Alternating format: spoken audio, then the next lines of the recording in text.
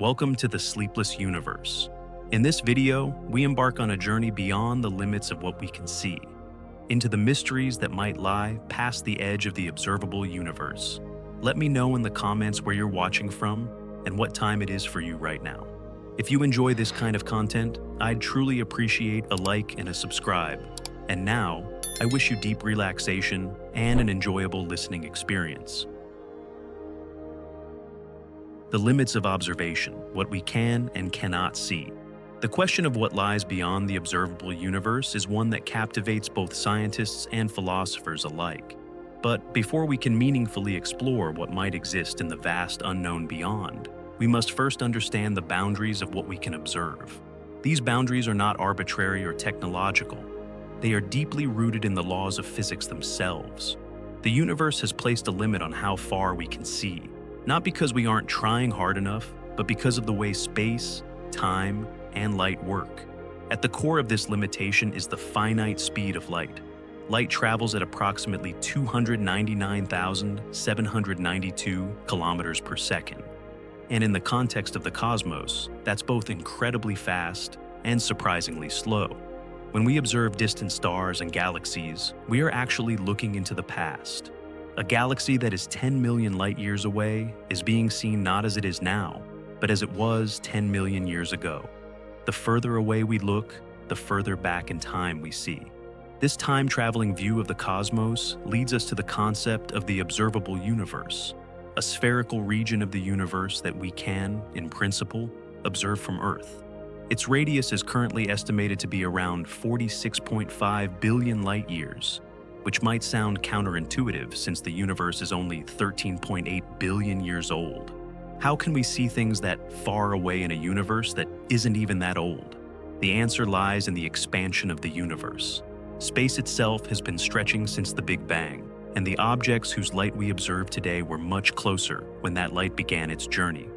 During the billions of years it took for that light to reach us, the space between us and those objects expanded dramatically.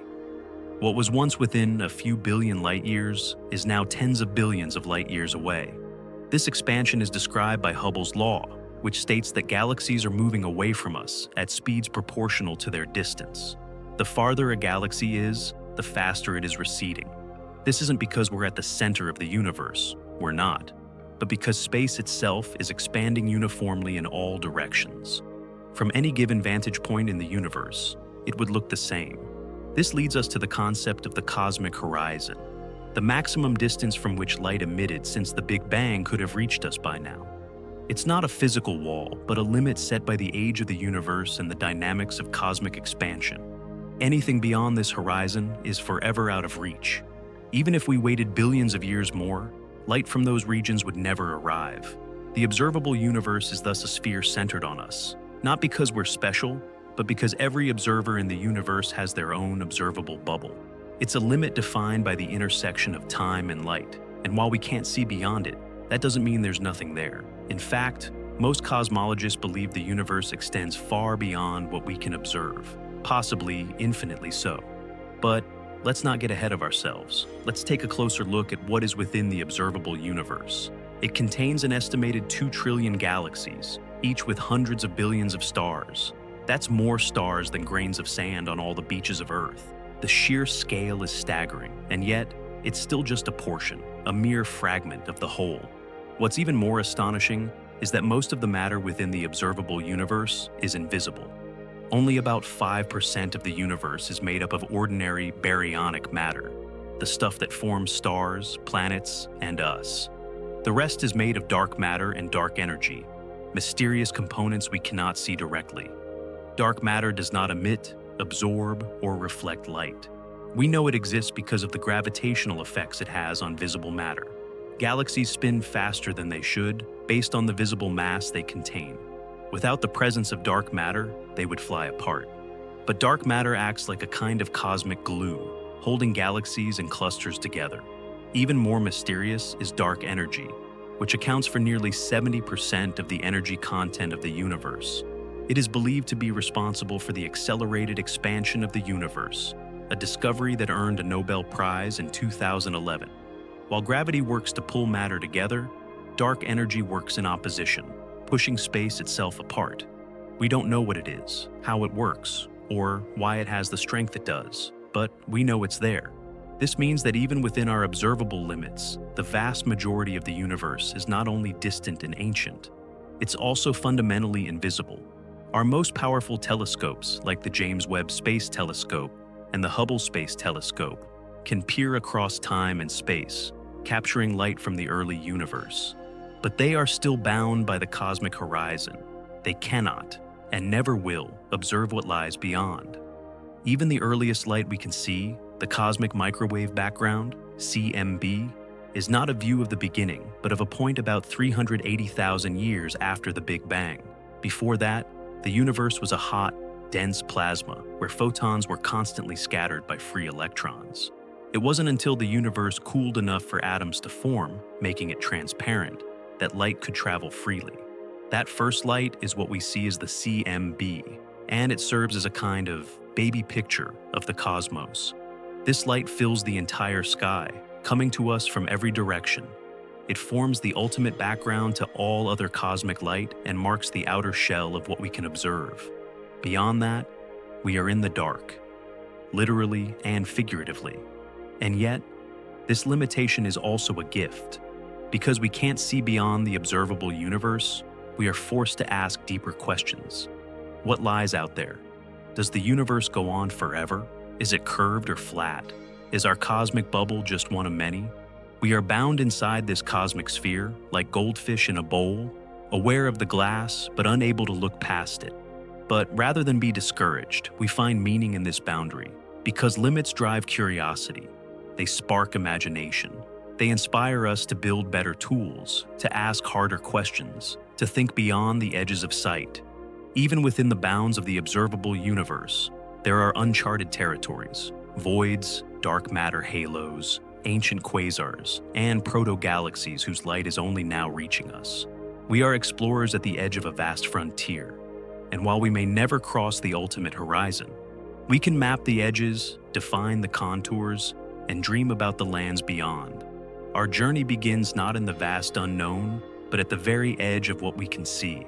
Beyond that edge lies mystery, not absence, possibility, not void. The observable universe is not the whole story.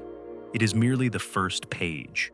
To truly understand the scale and significance of the observable universe, consider this. The light we see from the most distant galaxies began its journey over 13 billion years ago, when the universe was in its infancy. Since then, those galaxies have continued to move away from us, carried by the swelling fabric of space. Today, many of them are now beyond our current ability to ever reach or communicate with, not because of technological limitations, but because they are receding faster than the speed of light due to the expansion of space itself. This introduces a concept called the cosmic event horizon, a different kind of boundary from the observable universe. While the observable universe is defined by what light has had time to reach us so far, the event horizon marks the distance beyond which any event occurring now can never influence us in the future. Even if a distant galaxy were to explode in a blinding burst of gamma rays today, its light would never reach us if it lies beyond that horizon. It's as if it belongs to a causally disconnected region of the cosmos, a domain that, for us, might as well not exist. This expanding horizon also has profound implications for the fate of the universe. If the acceleration driven by dark energy continues indefinitely, more and more galaxies will slip beyond our reach. Someday, only the closest galaxies, perhaps just those bound to our own, like the Andromeda Galaxy, will remain visible. The rest of the universe will fade into darkness, not because it has vanished, but because it has become unreachable. Future civilizations may grow up in an apparently empty universe, never knowing the rich cosmic tapestry that once surrounded us. In that sense, we are living in a uniquely privileged moment in cosmic history, a time when we can still observe a wide swath of the universe, when ancient light is still reaching us. We are catching the universe in mid-breath, during a window of visibility that will not last forever. But how do we know the shape and size of the observable universe? How do we know we're not missing something critical?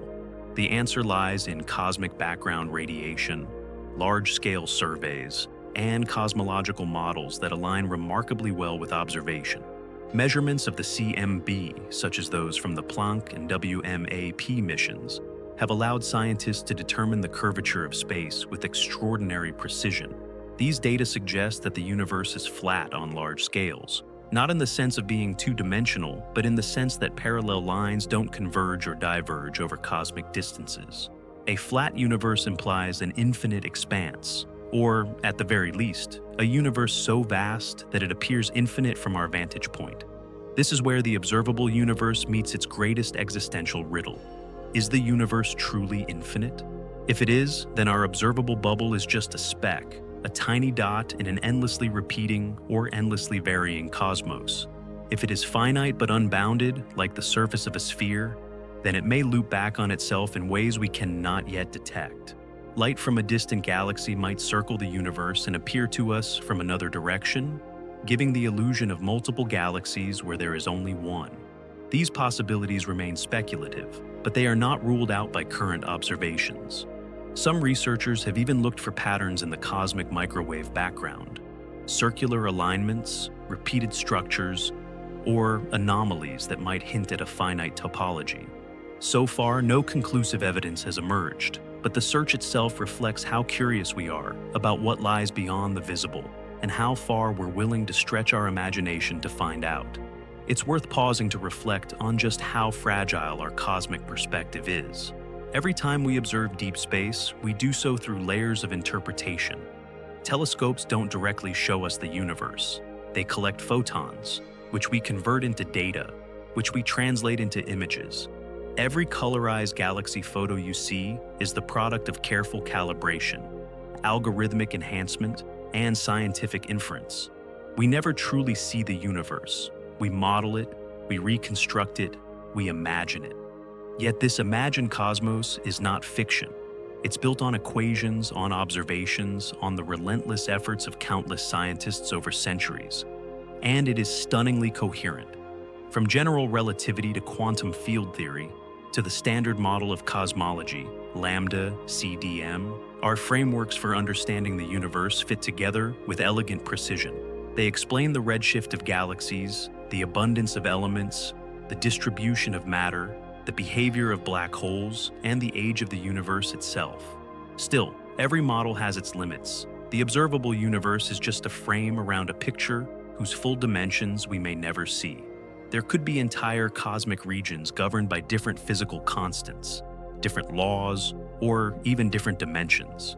In some inflationary models, the Big Bang is not a unique event, but just one of countless bubble universes in a larger multiverse. But even if we set aside such bold conjectures for now, we are left with the undeniable fact that our cosmic vision is finite. We are surrounded by a sphere of knowledge, bounded by time and light, and beyond it lies a sea of mystery. This is not a metaphor, it's a scientific truth. The universe has hidden itself from us, not because it is malevolent or whimsical, but because it obeys laws that place hard limits on what we can know. And yet, within those limits, we have discovered stars, galaxies, cosmic voids, and relics of the Big Bang itself. In the grandest sense, the observable universe is both a gift and a challenge. It is our stage and our puzzle. It is the limit of sight and the beginning of imagination. And it raises the most tantalizing question of all. If what we can see is already so vast, so rich, and so beautiful, what must the rest be like? The cosmic light barrier. Why the universe has an edge. From our perspective on Earth, the universe appears vast and continuous, an endless expanse of stars and galaxies stretching far into the blackness of space. But hidden behind that cosmic grandeur is a hard limit. Not a wall, not a border we might fly a spaceship into, but a barrier made of time itself. A line drawn by the finite speed of light and the age of the cosmos. It's called the cosmic light barrier, and it defines the absolute edge of what we can see, detect, or ever know about the universe. This chapter explores why that edge exists, what it truly means, and how it shapes our understanding of everything. Let's start with a deceptively simple fact. Light takes time to travel. That's not just a scientific curiosity. It's the core reason we even have an observable universe at all. When you look at the moon, you're seeing it as it was about 1.3 seconds ago. The sun, you're seeing it 8 minutes in the past. The light from the Andromeda Galaxy takes over 2.5 million years to reach us. That means even something relatively close, like our galactic neighbor, is already deep in the past when we observe it. Now extrapolate that principle outward. The farthest galaxies we can detect are seen as they were over 13 billion years ago, not long after the Big Bang. Their light has taken nearly the entire history of the universe to get here. That's where things get strange. Those galaxies are now much farther away than 13 billion light years. In fact, the edge of our observable universe lies at a distance of about 46.5 billion light years in every direction. How is that possible if the universe is only 13.8 billion years old? The answer lies in cosmic expansion. The universe is not static. It's been stretching since the moment of its birth. That means the space between galaxies has been growing the entire time that light was traveling toward us. Imagine tossing a message in a bottle into a river. While it drifts toward you, the river itself is widening, carrying the banks farther apart. By the time the bottle arrives, its origin is now much farther upstream than it originally seemed. This expanding river is our expanding universe, and it leads to a mind-bending realization. We can receive light from regions that are now far more distant than they were when the light began its journey. That's why the observable universe extends out to 46.5 billion light years, much farther than 13.8 billion. This limit is called the cosmic light horizon, or particle horizon, and it defines the farthest distance from which light could have traveled to Earth in the age of the universe. It's not a wall, and it's not the edge of the universe. It's just the edge of what we can ever observe, and beyond that, there's more universe. Perhaps infinitely more, but we'll never see it. The expansion of space also allows for something even stranger. Some regions of the universe are moving away from us faster than the speed of light. Doesn't that break Einstein's laws?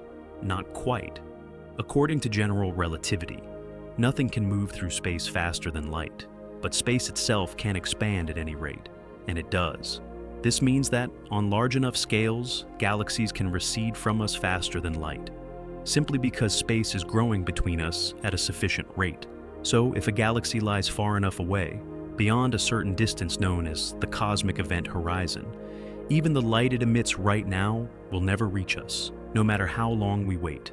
That light is fighting a losing battle against the expansion of the universe. It's like running on a treadmill that speeds up faster than you can run.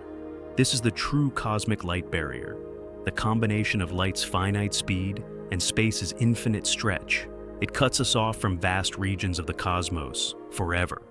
Events occurring beyond that horizon are, from our perspective, causally disconnected. They can't affect us, and we can't affect them. They might as well exist in a separate reality.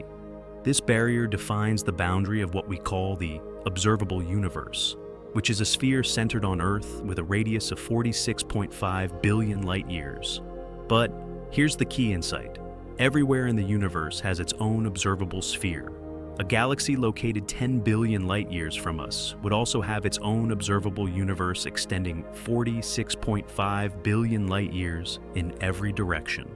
The edge is personal. It depends on your location and how long your patch of space-time has been around.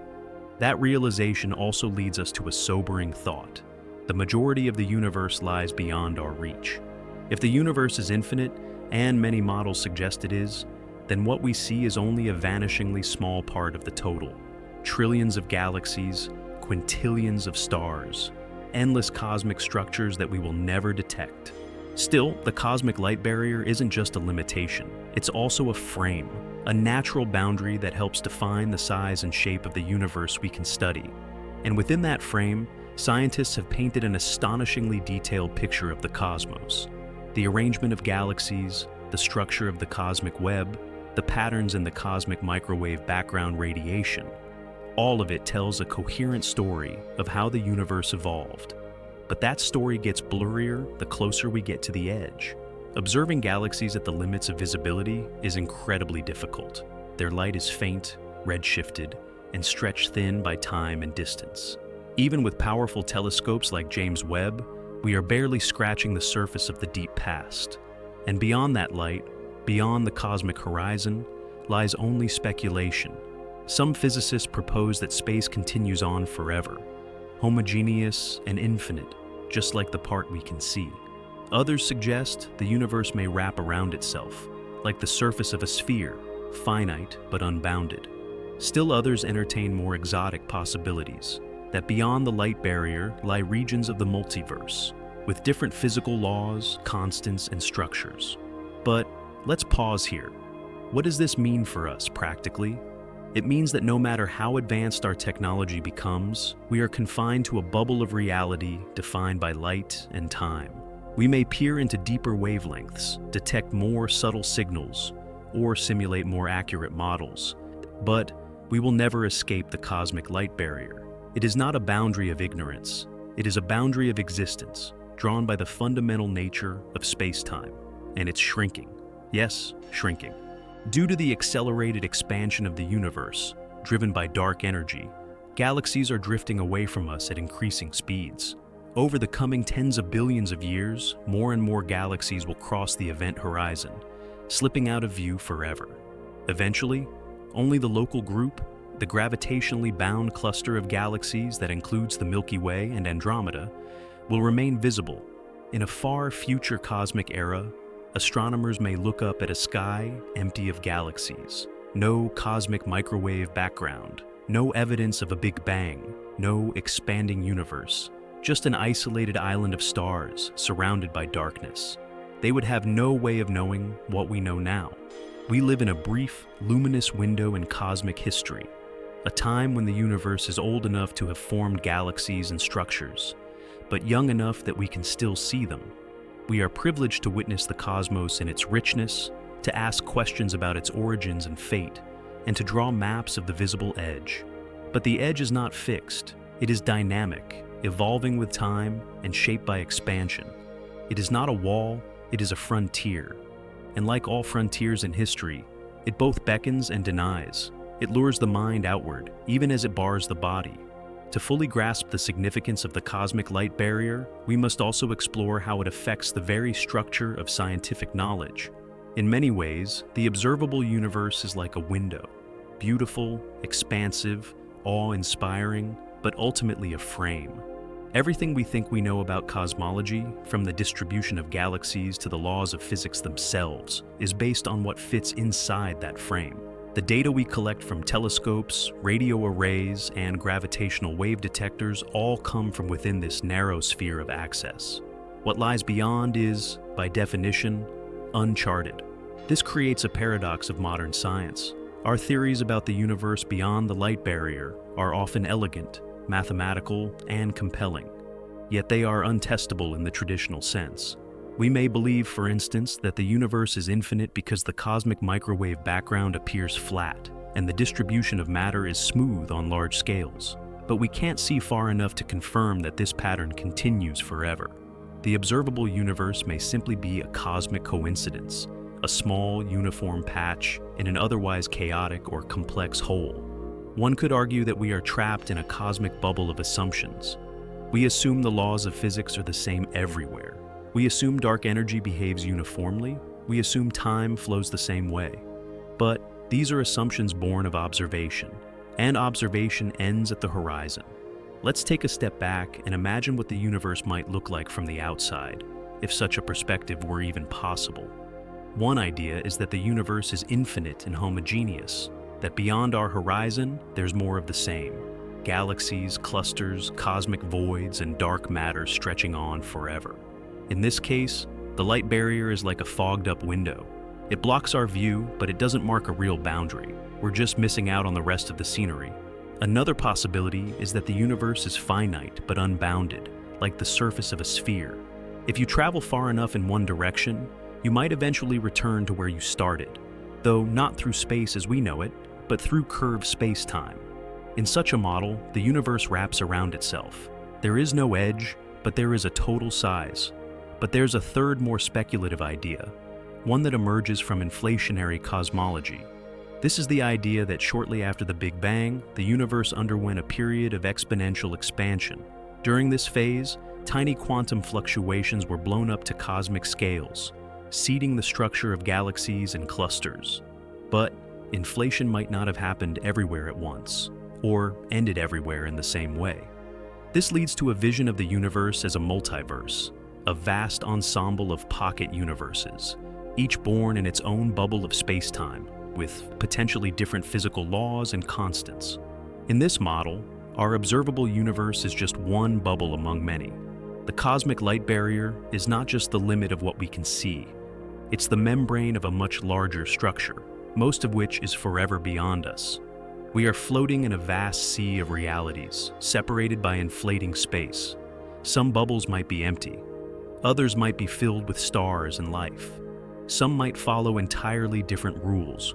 No gravity, no time, no atoms. Of course, this is deeply speculative. There is no direct evidence for a multiverse, and perhaps there never could be, since these other bubbles would be causally disconnected from ours. But the idea arises naturally from physics, and it's taken seriously by many cosmologists. In fact, it might even help explain why our universe appears so finely tuned for life. If there are countless universes with random configurations, it's not surprising that we find ourselves in one where conditions happen to be just right. But whether or not the multiverse exists, one truth remains. Our horizon is absolute. We can't see past it. We can't send probes through it. We can't measure what's on the other side. All we can do is infer, imagine, and model. This limitation isn't something to be frustrated by. It's something to be inspired by. Throughout history, barriers have always marked the start of exploration. The edge of the known world inspired maps, ships, voyages, and new ways of thinking. The cosmic light barrier is no different. It reminds us that we are not omniscient, that the universe is bigger than our instruments, and that the mystery is far from over. This boundary also forces us to consider the philosophical implications of being bound within an observational bubble. If everything we know is shaped by light that's had time to reach us, then our picture of reality is inherently localized in space and time. We are not seeing the universe as it is, but as it was, a constantly fading echo of a dynamic and expanding past. We are cosmic archaeologists, digging through layers of ancient light, interpreting shadows and patterns in the dust of time. Our deepest observations show us the infant universe, but never its birth. We can study supernovae and quasars billions of light years away, but not what lies beyond them. We can model the future, but we'll never see how it plays out in other regions. And yet, despite these limits, our understanding continues to grow. We've built telescopes that can detect single photons. We've mapped the sky in wavelengths invisible to the human eye, from radio to gamma rays. We've detected gravitational waves from colliding black holes over 1 billion light years away. We've even begun to probe the large-scale structure of the universe, uncovering filaments and voids that span hundreds of millions of light years, all within the bubble, all within the light. What we've learned is staggering, but it's not the full story. It's a story framed by a sphere of silence. Beyond that silence, the unknown waits. So, what does it all mean? It means that when we speak of the universe, we are really speaking of a visible patch, one small piece of a puzzle we may never complete. It means that certainty ends where light does, that the most profound truths may lie forever out of reach. But it also means that our view, as small as it is still miraculous. Because even inside this bubble, we find complexity, beauty, structure, and life. We find meaning not in knowing everything, but in reaching outward. We stretch our thoughts beyond the barrier, building bridges with mathematics and metaphor. And in doing so, we become more than observers. We become participants in the greatest mystery of all. The cosmic light barrier isn't a failure of our reach. It is the very reason we are reaching. It is not the edge of the universe. It is the beginning of the unknown. Beyond the horizon, what physics suggests lies further. Having explored the nature of the observable universe and the light barrier that defines its limits, we now turn our attention to a more speculative yet essential question. What lies beyond? If the observable universe is merely the part we can see, what does physics tell us about the rest? The vast, unlit expanse stretching out past our cosmic horizon? While we may never receive light or signals from those regions, theoretical physics offers powerful clues. By examining the laws that govern the universe we can observe, we may infer the structure, behavior, and even contents of what lies beyond the horizon. To begin, let's revisit one of the most fundamental assumptions in modern cosmology: the cosmological principle. This principle holds that the universe is homogeneous and isotropic on large scales, meaning it looks the same in every direction and is evenly distributed no matter where you are. Importantly, this idea isn't just philosophical, it's supported by a wide range of observations, from the near uniformity of the cosmic microwave background to the large-scale distribution of galaxies across billions of light years. Now, here's the catch. All of those observations come from within the observable universe. We have no direct data about regions beyond the horizon. So, why assume that the universe continues in the same way past the part we can see? Because the laws of physics are remarkably consistent. The same rules apply whether you're in a distant galaxy, inside a black hole's accretion disk, or watching particles collide in a lab on Earth. Everywhere we look, across time and space, we find a universe that behaves according to a set of universal principles: conservation laws, the speed of light, gravity, quantum mechanics, entropy. These rules seem to hold true under every condition we've ever observed. If the same laws produce the same kinds of structures, galaxies, stars, atoms, throughout the observable universe, then it's reasonable to propose they continue to do so beyond it. In other words, the part of the universe we can't see likely follows the same patterns as the part we can. This is more than a philosophical stance. It's the foundation of scientific modeling. When cosmologists simulate the evolution of the universe, they don't simulate just the observable part. They simulate vast, continuous fields of matter, energy, and space-time. These models predict that the universe is many times larger than what we can observe, perhaps infinitely so. But how large exactly? Current estimates suggest that the universe could be at least 250 times larger than the observable portion. That means if the observable universe is a sphere 93 billion light-years across, the full universe could span trillions of light-years. And again, it may not end there. It could be boundless, a never-ending expanse of space and time, filled with regions just like ours, or wildly different. There's another reason to suspect that space continues: the flatness of the universe. Cosmologists measure the shape of the universe using a value called omega, which compares the actual density of the universe to the critical density needed for a flat geometry. If omega equals 1, the universe is flat. If it's greater than 1, it's closed and curved like a sphere. If it's less than 1, it's open and saddle-shaped. The most recent measurements, particularly from the Planck satellite, show that omega is astonishingly close to 1. So close, in fact, that any curvature must occur on scales far beyond the observable universe. A flat geometry implies that the universe continues smoothly without wrapping back on itself. And the smoother and flatter it is, the more likely it is that it extends well beyond what we can detect. But beyond smoothness and size, physics also allows us to speculate about structure. What is out there in the vast dark? One possibility is more of the same: more galaxies, more dark matter, more filaments of the cosmic web.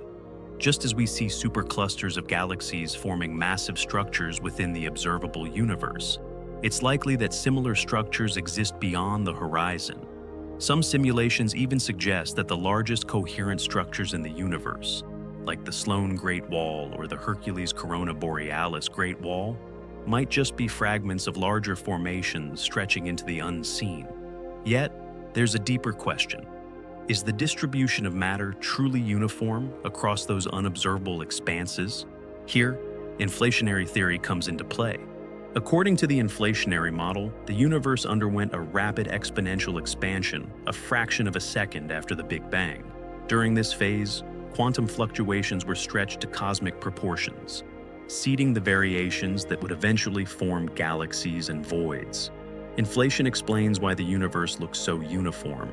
It smoothed out any irregularities. But it also predicts that the universe is much larger than what we can see.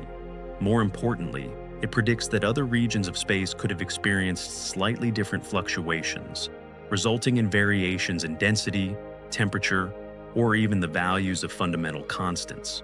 While the observable universe seems smooth and flat, beyond our horizon might lie zones with different initial conditions, different histories, and different evolutions. In some speculative models, this leads directly into the idea of eternal inflation, a process in which inflation never ends completely. Instead, it continues in some regions while ending in others. Each pocket where inflation stops becomes a bubble universe, a self-contained region with its own Big Bang, its own space-time, possibly even its own laws of physics. In that picture, what lies beyond our observable universe isn't just more stars and galaxies. It's an entire landscape of alternate realms, separated not by distance, but by barriers of inflating space. But let's reel this back from the multiverse and focus on what mainstream physics would confidently say lies beyond cosmic continuity. That is, the notion that space extends past the edge of visibility, and that it behaves in similar ways to the part we can study. While the possibility of exotic phenomena beyond the horizon is exciting, the more conservative, and in many ways, more elegant idea is that the universe is simply too big for us to see all at once.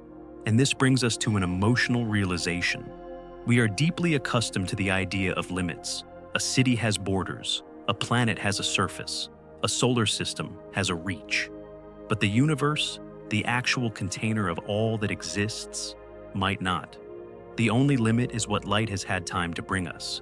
The cosmic horizon is not the end of the story. It's the end of the page. We have every reason to believe that the book continues beyond. Even though we cannot directly observe what lies beyond the cosmic horizon, our understanding of physics offers compelling ways to extrapolate, simulate, and hypothesize about those unseen regions. One of the key methods we use is cosmological modeling, mathematical frameworks based on known laws of physics, calibrated with observable data, and extended into the unobservable with reasonable assumptions. These models suggest not only that space continues, but that the large-scale structure of the universe, the vast web of matter and energy connecting galaxies and voids, likely extends seamlessly past the boundary of our observable patch. Structures similar to the cosmic web, with its intricate filaments and nodes, probably stretch on far beyond what we can currently map. They may form enormous interconnected systems that dwarf even the largest superclusters we've identified to date. Some simulations even suggest that the largest coherent structures in our universe, like the Boots Void or the Sloan Great Wall, could be mere fragments of larger networks that connect and evolve across distances that light has not yet had time to cross. If we could somehow step outside our horizon and look back, we might see that what appears to be disconnected in our observable patch is part of a far more unified cosmic structure. But structure is only part of the story. Another question looms: could the nature of reality itself change beyond the horizon? This is where things get truly speculative, but still grounded in physics. According to many versions of string theory and higher dimensional cosmologies, the laws of physics as we know them may not be absolute. The values of physical constants, the speed of light, the strength of gravity, the charge of the electron, may differ slightly or even radically from one cosmic region to another. These constants are not hard-coded into the universe. Rather, they may be the result of symmetry-breaking events that occurred in the early universe, events that could have unfolded differently in other parts of space. In such a framework, our region of the universe, with its specific particle types, forces, and energy distributions, may simply be one of many vacuum states in a larger cosmic landscape. This concept is often referred to as the string theory landscape, which posits an almost unfathomably large number of possible configurations for the laws of physics. Some estimates suggest there could be 10 to the power of 500 different vacuum states, each corresponding to a unique universe with different physical laws. From this perspective, the cosmos beyond our horizon may not just contain more of the same, but rather an entire diversity of realities with different chemistry, different particles, and perhaps even different dimensions. In some of these regions, stars may never have formed. In others, black holes could dominate. Some may expand forever. Others may have already collapsed into entropy and silence. Of course, these are deeply theoretical ideas. They emerge from cutting-edge physics, not from observation. Yet their logic stems from the same principles we trust in daily life: symmetry, conservation, field dynamics, quantum mechanics. These are not wild fantasies. They are rigorous extrapolations of known physics, projected into the unknowable. Still, the question remains: if we can't see these regions, why think about them at all? The answer lies in what makes science creative as well as empirical. At its heart, physics is about understanding patterns and principles that go beyond what we can directly touch. We infer the existence of dark matter not because we can see it, but because of its gravitational effects. We model the interior of stars and planets based on surface data and theory. Likewise, we can extrapolate beyond the light horizon, not with certainty, but with educated imagination. This is why physics is so powerful. It allows us to speak meaningfully about things we will never touch, never see, and never measure, yet still describe in coherent, testable, and predictive ways. Take the example of the early universe. We cannot see what happened in the first fraction of a second after the Big Bang. Yet we have developed robust models of inflation, quantum fields, and symmetry breaking based on observations we can make, such as the temperature fluctuations in the cosmic microwave background. These inferences are subtle, but they have reshaped our entire picture of cosmic history. By the same reasoning, we can construct plausible scenarios about what lies beyond the cosmic horizon. These include a universe that is spatially infinite and statistically uniform, continuing with the same laws and structures we see locally. A finite but unbounded universe, wrapping around in the higher dimensional space like a hypersphere. A patchwork cosmos, divided into regions with different vacuum states, emerging from quantum fluctuations and inflation. A multiverse landscape, in which our entire observable universe is just one of countless self-contained regions, each with its own physics. Each scenario has different implications for our place in the cosmos. In an infinite universe, we are not just insignificant, we are infinitely duplicated. In a multiverse, our universe may be uniquely tuned for life, but only because it's one of countless possibilities. In a finite looped universe, the sky may be full of light that has circled the cosmos multiple times, potentially revealing distant copies of our own galaxy. But in every scenario, one truth remains. The boundary of observation is not the boundary of existence. Even if we never build a telescope capable of peering past the cosmic light barrier, and we likely never will, our theories and simulations offer something even more powerful: the ability to imagine with discipline. They remind us that the unknown is not the same as the unknowable. That speculation, when guided by reason, is a form of exploration, and that beyond every horizon lies another layer of mystery, not to be feared, but to be reached for.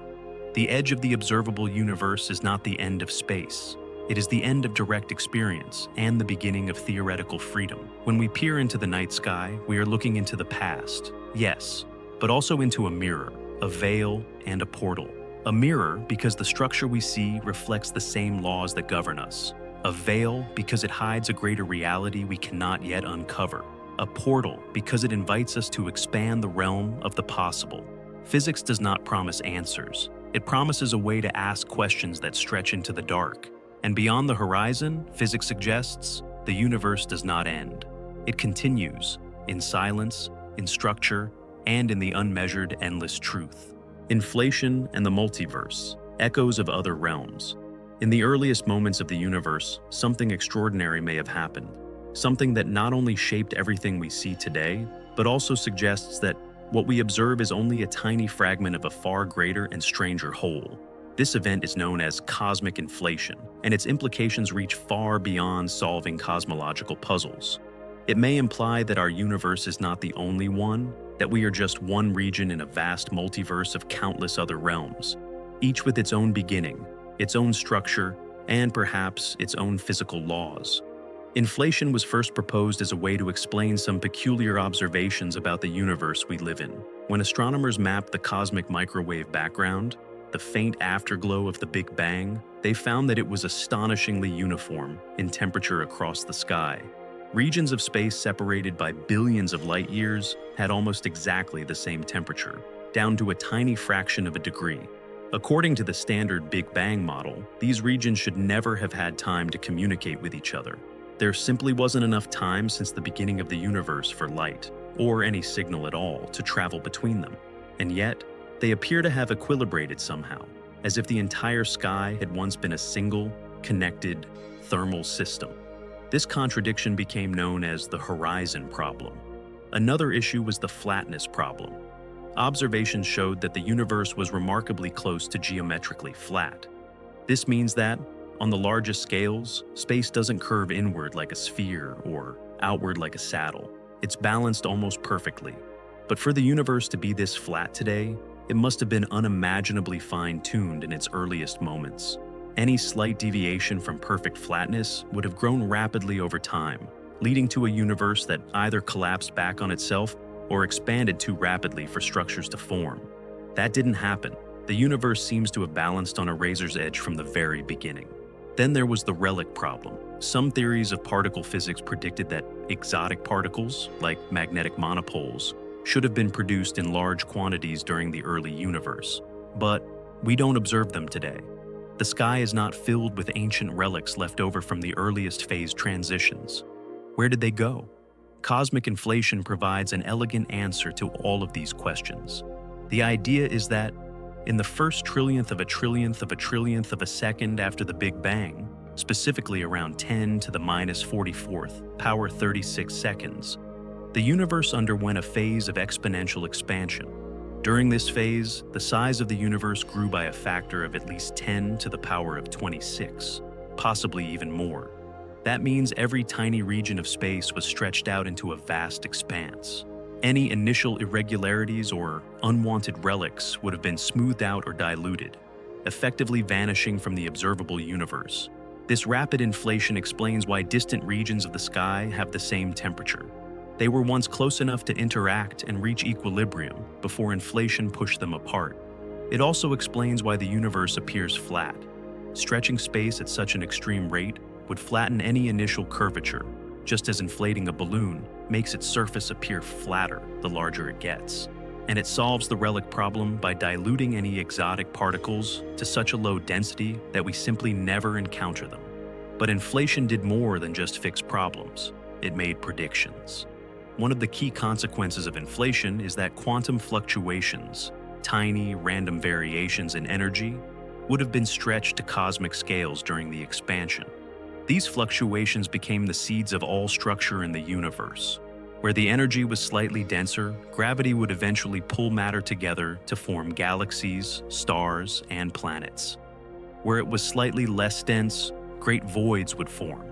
When astronomers measured the temperature variations in the cosmic microwave background, using satellites like COBE, WMAP, and Planck, they found exactly the kinds of patterns inflation predicted. The structure of the universe, down to its filaments and clusters, was imprinted in those first quantum ripples, frozen and magnified by the inflationary burst. These confirmations have made inflation a central part of modern cosmology, but the theory doesn't stop there. In fact, when scientists followed the implications of inflation further, they encountered something even more astonishing. In many models, inflation doesn't end everywhere at once. Instead, it ends in patches, like bubbles forming in a pot of boiling water. Some regions of space stop inflating and begin normal cosmic evolution, cooling, expanding more slowly, forming galaxies. Other regions keep inflating. These regions grow faster than the bubbles can merge, meaning that inflation never stops completely. This process is called eternal inflation. In the framework of eternal inflation, our universe is just one of these bubbles. Other bubbles are constantly forming elsewhere in the inflationary sea, each becoming its own universe with its own history. Because of the nature of inflation, these bubble universes are completely separated from one another. The space between them is expanding faster than light, forever keeping them out of reach. We cannot travel to them, send messages to them, or even observe them directly. Yet, they may still exist, and in almost unimaginable numbers. Each of these bubble universes could be different, because quantum fluctuations can cause inflation to end in different ways in different regions. Each new universe might emerge with slightly different properties. The strength of gravity might be higher or lower. the number of spatial dimensions might differ. The types of particles and forces might not be the same.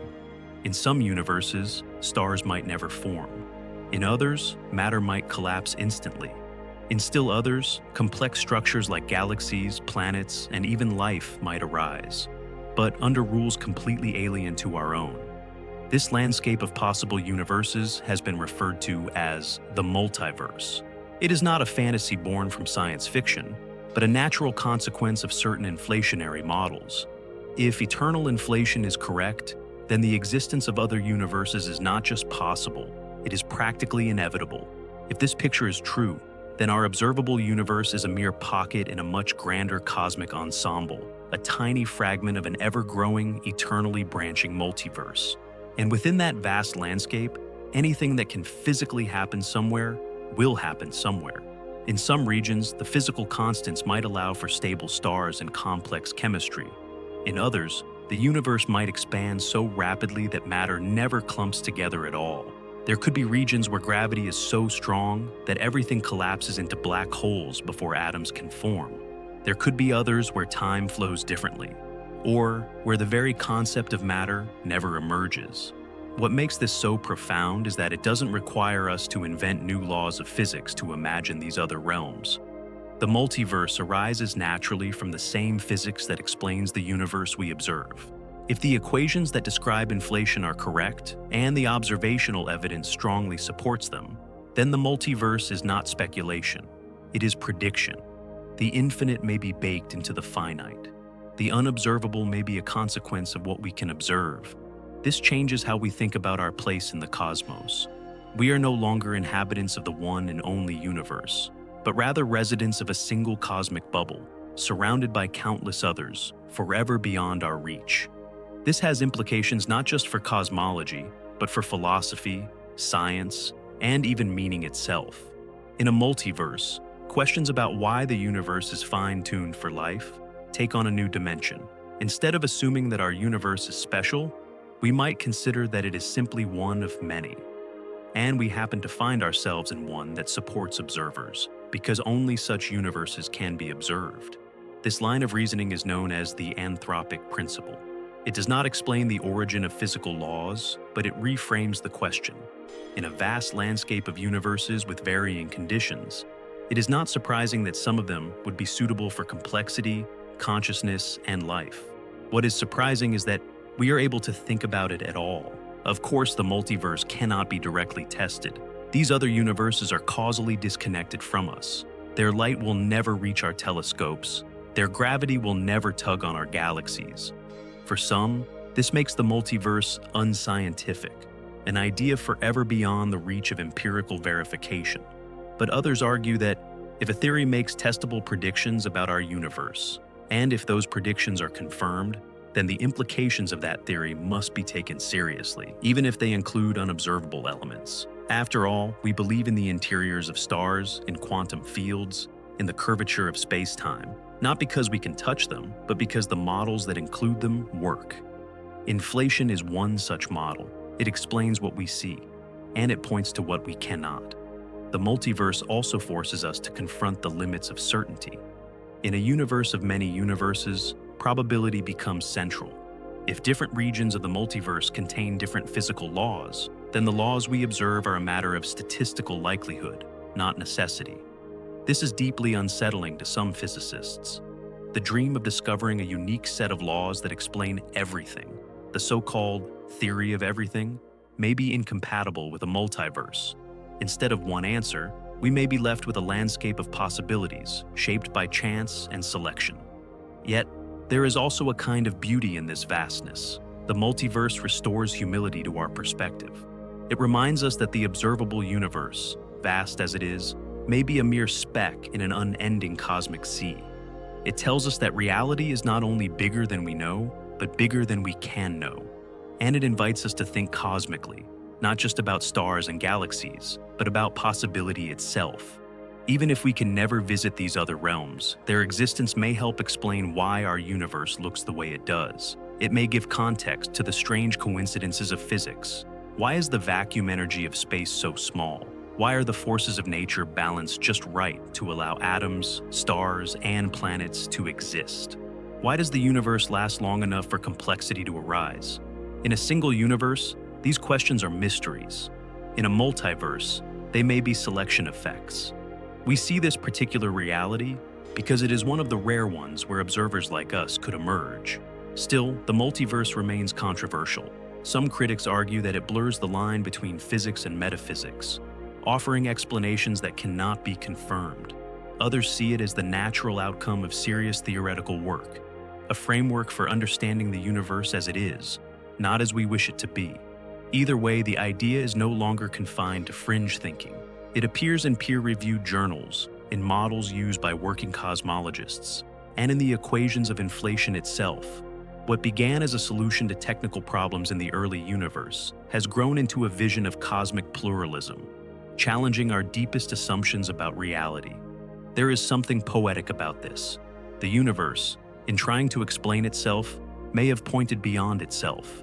A theory meant to fix problems at the beginning of time may have revealed an endless tree of time branches, each with its own world, its own history, its own silence. We may never hear those echoes. We may never trace their outlines in the sky. But they are there, in the math, in the logic, in the implications we dare to follow. Inflation was the spark. The multiverse may be the fire. And we, caught in the flicker of one small flame, are just beginning to understand how big the darkness really is. Parallel universes, the many levels of the multiverse. The idea that there may be other universes parallel to our own has moved from the realm of science fiction into the serious conversations of theoretical physics. This concept, once considered speculative or even fantastical, has emerged again and again from different branches of science. The suggestion is not born from a single theory or one speculative leap, but from multiple independent lines of reasoning. Quantum mechanics, cosmology, relativity, and even pure mathematics have all pointed toward the possibility that what we call the universe might be only one patch in a much larger and more varied reality. This chapter explores these different possibilities and the layered structure of parallel universes, each level representing a deeper and stranger view of what reality could be. The first and perhaps most accessible version of parallel universes arises from the idea of spatial infinity. If the universe is infinite in size, and if the distribution of matter follows consistent physical laws throughout, then every possible arrangement of particles must occur somewhere, simply due to probability. In such an infinite universe, there would exist regions so far away that they are entirely beyond our cosmic horizon, yet governed by the same physics. Far beyond the limits of what we can see, there would be galaxies nearly identical to our own, with stars arranged in familiar patterns and even planets that mirror Earth in uncanny detail. Some of these Earths might contain individuals who are exact copies of ourselves, living nearly identical lives but with tiny variations. Others might differ in small but meaningful ways. Perhaps in one version, a different historical event played out, or a different decision was made. In an infinite space with a finite number of particle configurations possible in a given volume, repetition is not just likely, it becomes mathematically unavoidable. This scenario is often referred to as the first level of the multiverse, and it does not require any new physics to be true. It is simply the logical outcome of infinite space. The second concept of parallel universes comes not from spatial extent, but from the dynamics of the early universe. According to the theory of cosmic inflation, our universe underwent a rapid and exponential expansion shortly after the Big Bang.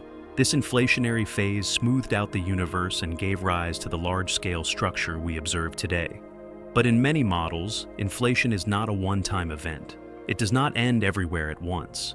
Instead, it continues indefinitely in some regions, creating isolated pockets of space-time where inflation stops and a local universe begins. These pockets are known as bubble universes, and each one can have different physical constants, particle properties, and even numbers of dimensions. The space between these bubbles continues to expand, meaning that they remain forever isolated from one another.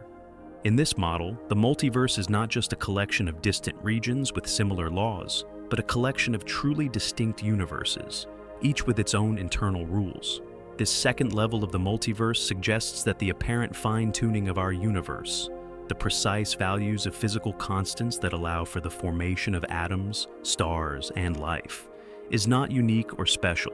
It is simply one possibility among many, and we happen to inhabit a universe that allows for complexity, because only such universes can contain observers capable of questioning their own existence. A third, even more profound kind of parallel universe arises from quantum mechanics. In the traditional view of quantum theory, particles exist in a superposition of states until they are measured, at which point the wave function collapses and a specific outcome occurs. But in the many worlds interpretation, there is no collapse. Instead, the universe branches every time a quantum event with multiple possible outcomes occurs. Each possible result happens, but in a different branch of reality. This means that every time a decision is made, every time a particle decays or interacts, the universe splits into multiple versions, each representing a different possible outcome. These branches are not located elsewhere in space or time. They occupy the same space, but exist in separate, non-interacting layers of reality. You are not the only version of yourself. There are countless others, each living out different trajectories depending on how events unfolded in their branch of the wave function.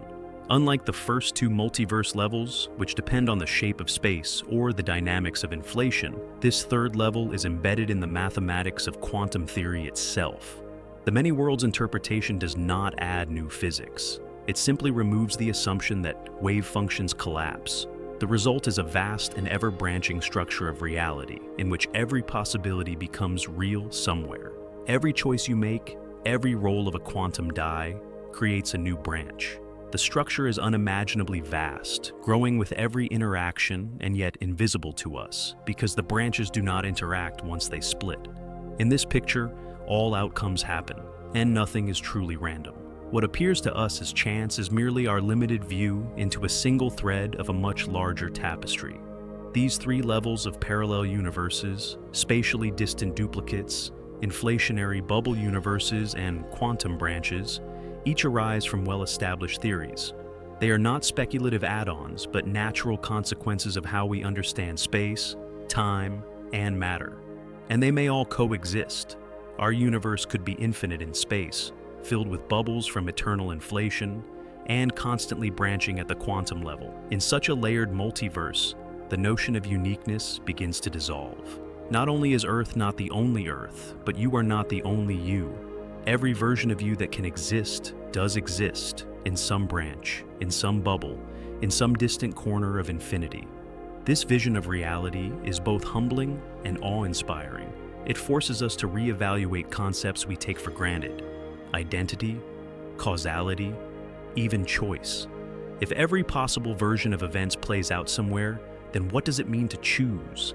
If there are infinite versions of you making every possible decision, how do you define your path? The many worlds interpretation does not deny the importance of action, but it reframes it.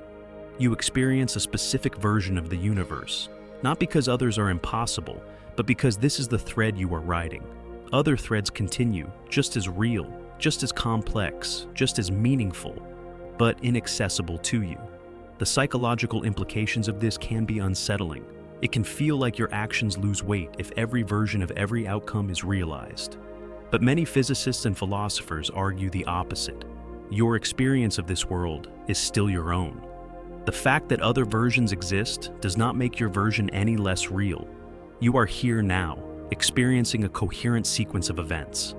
That continuity gives meaning, even if other continuities also exist. You are not less significant in the multiverse. You are a unique perspective within it. And that perspective matters, because it is yours. The multiverse also has explanatory power. It can help resolve questions about fine-tuning and probability. If there are infinite versions of everything, then the existence of a universe like ours, capable of supporting life and consciousness, is not surprising. It is statistically inevitable. We do not need to assume that the laws of physics are designed for life. We need only accept that many combinations of laws exist, and some of them happen to produce observers. This line of thinking is known as the anthropic principle, and while controversial, it becomes more compelling in the context of a multiverse.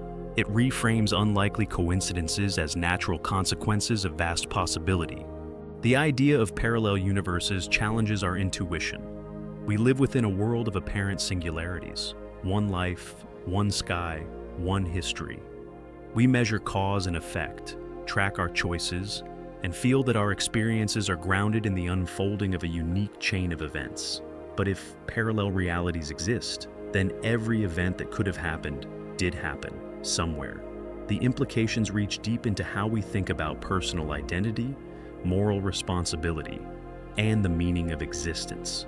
In a multiverse governed by infinite branches, you exist not as one version of yourself, but as a constantly diverging ensemble of identities, each moving through its own reality.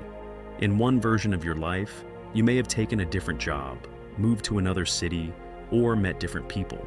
In another, you might not even have been born. Each of these versions is real, and none is privileged over the others. Each represents a fully developed chain of causality, just as valid as the one you currently inhabit. These branches are not merely theoretical constructs. In the many worlds interpretation, they are physical, written into the wave function of the universe itself. They obey the same laws of physics, evolve coherently, and contain worlds as detailed and dynamic as our own. Yet, they remain inaccessible.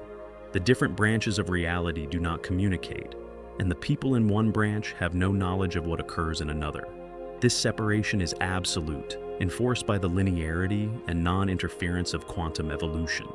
It is this feature that keeps the many worlds model mathematically consistent, but it also means that the other yous, the other Earths, the other histories, will forever remain hidden behind a veil of quantum silence. Some scientists have raised concerns about the testability of such ideas. If we can never interact with other branches of the wave function, how can we ever confirm their existence? In traditional science, theories are judged by their ability to make predictions that can be tested and falsified. The many worlds interpretation, though consistent with quantum mechanics, does not add new predictions. It offers a different framework for understanding the same phenomena. But that does not make it meaningless. Just as the interpretation of relativity reshaped our understanding of time and simultaneity, so too does the multiverse reshape our view of causality and identity. It offers not a new measurement, but a new lens. And through that lens, we see that our universe is not a closed loop, but an open set of overlapping paths, branching with every choice and quantum event. This idea finds an echo in other areas of physics. In cosmology, inflationary models suggest that the universe is composed of countless expanding regions, each with its own properties. In string theory, the landscape of possible solutions may number in the hundreds of thousands or even more, each representing a different configuration of dimensions, forces, and particles. These possibilities combine with the quantum branches to form a reality so vast that it may never be fully mapped, even in principle. The Level 1 universe, based on infinite space, contains distant duplicates. The Level 2 universe, based on eternal inflation, contains disconnected bubbles. The Level 3 universe, based on quantum mechanics, contains branching timelines. Together, they form a layered architecture of parallel realities, intersecting and diverging, but always growing. And yet, for all their breadth and complexity, these parallel universes do not reduce the importance of the one we inhabit. If anything, they heighten it. In a cosmos filled with possibilities, the fact that you are experiencing this particular life, on this particular planet, with this particular history, becomes all the more extraordinary. You are not a statistical accident. You are the product of a chain of causality so specific that it has never occurred in precisely the same way in any other branch. You are not less real because there are other versions of you. You are real because this is the version you experience. And within that experience lies all the depth and richness of a singular existence. There is also a subtle but profound beauty in the concept of many worlds. In one view, it can be overwhelming, even nihilistic. If every choice is realized somewhere, does choice matter? If every possibility plays out, is anything meaningful? But from another perspective, it is liberating. The multiverse does not rob you of meaning, it multiplies it. Every branch is a testament to possibility. Every version of yourself is a reflection of the potential within you. The path you are on is not invalidated by the existence of others, it is illuminated by them. You are a traveler through a vast and branching landscape, carrying with you the awareness that each moment is both unique and universal. The multiverse also invites us to reimagine fate and freedom. In classical thinking, fate is fixed and the future is determined. In a multiverse, the future is a tree, not a line. Each decision, each chance event, sends the universe down new branches, unfolding into new worlds. You are not bound to one future. You are connected to many, but in each, you live within the illusion of continuity. You feel the thread of your life is singular, even if it is one of many threads. This does not diminish the thread. It gives it context. The path you walk is one path of many, and it is real because you are walking it. And yet, the multiverse remains out of reach. There are no wormholes to other branches, no messages from alternate selves, no experiments that can confirm or deny the existence of your doubles. What we have are equations, interpretations, and models that extend the logic of our best theories. What we lack is evidence that goes beyond inference. This is the challenge and the frontier. It is possible that the multiverse will remain forever untestable.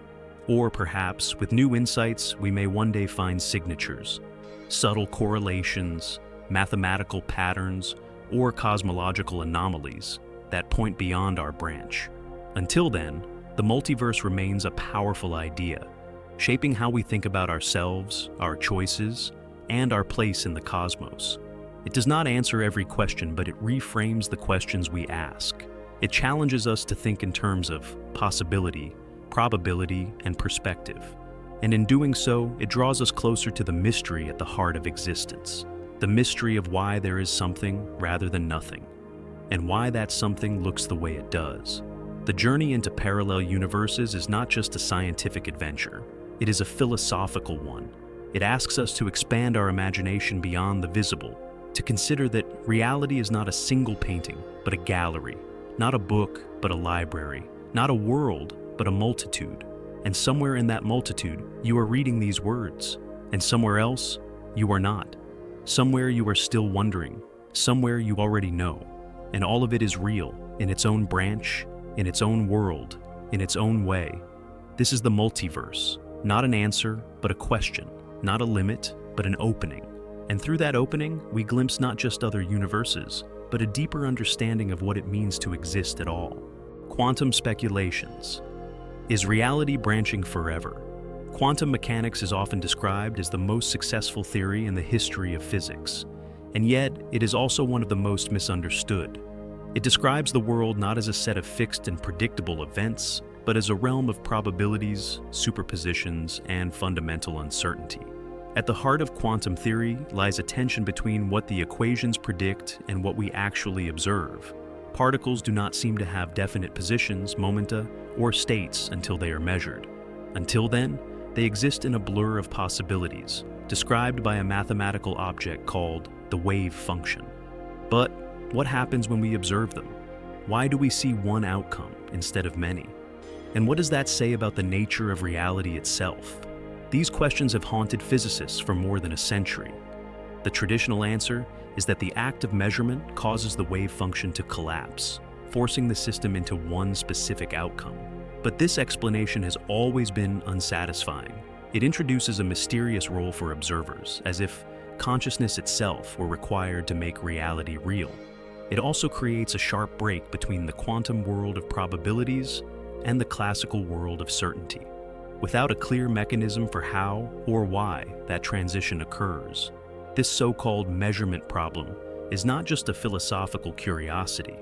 It strikes at the core of what quantum mechanics means. In response to this, some physicists have proposed a radically different interpretation. What if the wave function never collapses at all? What if all the possible outcomes predicted by quantum mechanics actually occur, but in separate and non-communicating branches of the universe? This is the idea behind the many worlds interpretation. According to this view, every quantum event causes the universe to split, creating a branching tree of realities in which each possible outcome is realized. When a particle is measured and found to be in one state, the observer becomes entangled with that outcome. But in another branch, a different outcome occurs, and a different version of the observer perceives that result. The universe does not choose one reality over another. It keeps them all. this vision of reality is both unsettling and astonishing. It suggests that every quantum interaction, no matter how small, spawns a new set of realities. Every time a photon hits a detector, every time an atom decays, every time a neuron fires in your brain, the universe branches. These branches are not hypothetical. They are physically real, embedded in the mathematics of the wave function, evolving according to the Schrödinger equation without collapse. You, the observer, do not move through a single timeline. You ride one branch of a constantly splitting tree, surrounded by countless other versions of yourself in other branches, each unaware of the others. But what does this actually mean? Are there truly infinite versions of you, each living out a different quantum outcome? If so, what distinguishes one from the other? Why do you experience this particular version of reality and not another? These are not questions with simple answers, but they are central to understanding the implications of quantum theory. In the many worlds interpretation, personal identity becomes a fluid concept. You are not a single, isolated individual, but a collection of quantum branches. Each moment you experience is one path among many, one strand of an ever-expanding web of possibilities. Critics of the many worlds view often object that it multiplies entities unnecessarily. Why postulate an infinite number of unobservable universes just to avoid the notion of wave function collapse? But proponents argue that it is the most parsimonious explanation. It does not require new physics, hidden variables, or ad hoc mechanisms. It simply takes the formalism of quantum mechanics at face value and follows it to its logical conclusion. The wave function evolves deterministically. Superpositions do not vanish. Therefore, all outcomes exist. What appears to be randomness is simply the result of branching. And what appears to be collapse is merely our limited perspective within a single branch. This idea has profound implications for the nature of time, causality, and even free will. If all outcomes occur, then what does it mean to make a choice? When you decide between two actions, do you actually choose, or do you simply split into two versions of yourself, each following a different path? From a certain perspective, every decision you make is both made and unmade. Every possible future is realized somewhere in the multiverse. This raises difficult questions about responsibility, consequence, and moral agency. Are you accountable for actions taken by other versions of yourself in other branches? Probably not. But the very act of asking that question shows how deeply quantum theory reaches into our sense of who we are. Some physicists have tried to reconcile the many worlds interpretation with our everyday experience by appealing to decoherence. Decoherence is a process by which quantum systems interacting with their environment lose their coherence. That is, their quantum superpositions appear to collapse, even though no true collapse has occurred. Instead, the different components of the superposition become entangled with the environment in such a way that they no longer interfere with each other. Each branch becomes effectively independent, and the illusion of a single outcome arises naturally. Decoherence does not solve the measurement problem on its own, but it helps explain why we never perceive superpositions in practice. It provides a mechanism for the emergence of classical reality from quantum foundations. Still, the question remains, is reality really branching forever? And if so, is there any way to test this idea? The challenge with the many worlds interpretation is that it makes the same predictions as other interpretations of quantum mechanics. The probabilities are the same. The observed outcomes are the same. The only difference is in what we believe is happening behind the scenes. For now, there is no experiment that can distinguish between a collapsing wave function and a branching universe. That does not make the idea meaningless, but it does place it in a gray area between physics and philosophy. And yet, the concept of a branching reality has gained traction, not only among physicists, but also in popular culture, literature, and metaphysical speculation. It resonates with a deep and ancient idea that the world is not singular and fixed, but fluid and multifaceted, that every choice matters, and yet every choice is ultimately absorbed into a greater whole, that we are both more and less than we appear to be, more because we are vast ensembles of possibilities, less because each of us is just one thread among many. There is something beautiful and terrifying in this vision. It suggests a universe that is profoundly indifferent to our desire for simplicity, A universe that refuses to collapse to a single narrative. A universe that insists on keeping all its options open. And yet, within that indifference, there is room for meaning. Your life, your experiences, your memories, your emotions, all of them are real within your branch. They do not depend on what happens elsewhere. The fact that other versions of you exist does not make your version any less real. It only makes the story bigger. If reality is branching forever, then we are not just observers. We are participants in an ever-expanding experiment. Every breath you take, every word you speak, every observation you make adds another layer to the quantum tapestry. You are part of the mechanism, not apart from it. You do not stand outside the universe, watching it unfold. You are within it, folding and unfolding with every interaction, every fluctuation, every shift of probability. The idea that reality branches continuously, endlessly, and irreversibly raises a series of deeper questions that extend far beyond physics. It touches on the nature of consciousness, the fabric of identity, and even the philosophical concept of existence itself. If the many worlds interpretation is correct, then at every moment in time, you are not simply existing as a fixed and linear self, but as a constantly dividing pattern of awareness. Your memories may trace one coherent thread, but beneath that thread lie countless others. Other versions of you who remember different things, who experience different outcomes, who became someone else not because of fate, but because of quantum divergence. This branching is not something you perceive. It is silent, inevitable, and absolute. From your perspective, you are always just you, moving forward through the present. But each of those movements is one among many, and every possibility is realized somewhere in the expanding quantum landscape. This realization changes how we might think about continuity. In traditional thinking, a person is a continuous entity through time, shaped by memory and intention. In the many worlds view, continuity becomes a sequence of local observations, bound together not by absolute uniqueness, but by consistent experience. You remember your past not because it is the only past, but because it is the one your consciousness has followed through the branches.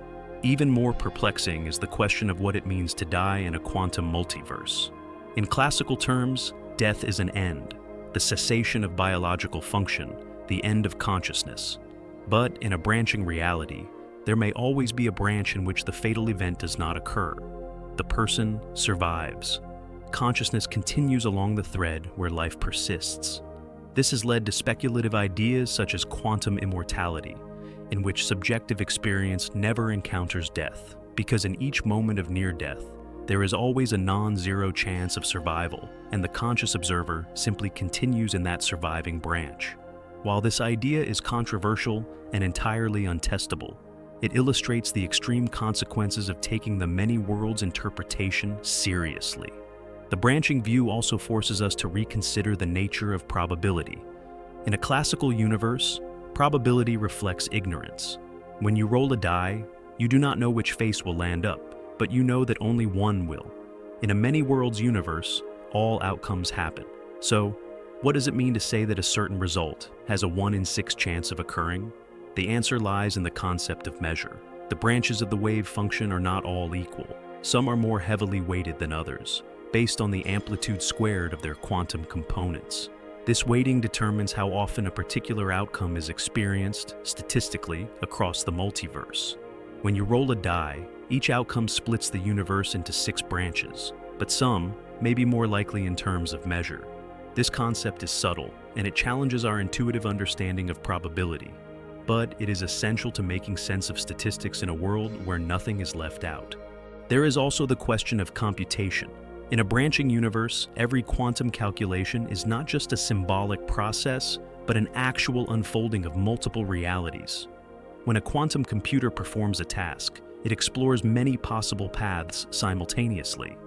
In the many worlds view, these are not just parallel calculations within a machine. They are literal processes occurring in parallel universes. The answer we observe is the result of interference patterns between these branches. This makes quantum computation not just a technological achievement, but a glimpse into the deeper structure of reality. We are using the multiverse itself as a resource, harnessing its structure to solve problems that would be impossible in a single-threaded world. Some have tried to unify the many worlds interpretation with other branches of theoretical physics, such as string theory or loop quantum gravity. These efforts are ongoing and speculative, but they suggest that the multiverse concept is not an isolated anomaly. It keeps reappearing in different contexts, as if the structure of the universe resists being boxed into one framework. From cosmology to particle physics, from mathematics to consciousness, the universe keeps offering hints that it is more than it appears. That reality is layered, recursive, and endlessly branching. But the ultimate challenge remains the same. Can we ever know for sure? Can we ever observe the other branches, detect their influence, or confirm their existence? Most physicists believe that the answer is no, at least with our current understanding. The branches are orthogonal in the mathematical sense. They do not interact. They do not leave traces in each other's worlds. Each observer is confined to a single thread, forever isolated from the others. This isolation is both the strength and the weakness of the theory. It explains why we do not see quantum superpositions in our daily lives, but it also prevents us from verifying that the other branches exist. Still, absence of evidence is not evidence of absence. Just as we accepted the existence of atoms long before we could observe them directly, so too might we accept the reality of quantum branches based on the coherence of the theory and the absence of alternatives. The many worlds interpretation may not be testable in the traditional sense, but it provides a consistent, elegant, and logically complete framework for understanding quantum phenomena. And it aligns with the deepest lesson of quantum mechanics, that the universe is not deterministic in the classical sense, but probabilistic, interconnected, and profoundly strange. For some, this is unacceptable. They prefer a universe that is singular, knowable, and observer-independent. But quantum mechanics has never been about comfort. It has always challenged the boundaries of knowledge, forcing us to confront realities that defy intuition. The many worlds interpretation may not be the final word, but it is a powerful reminder that the universe does not owe us simplicity.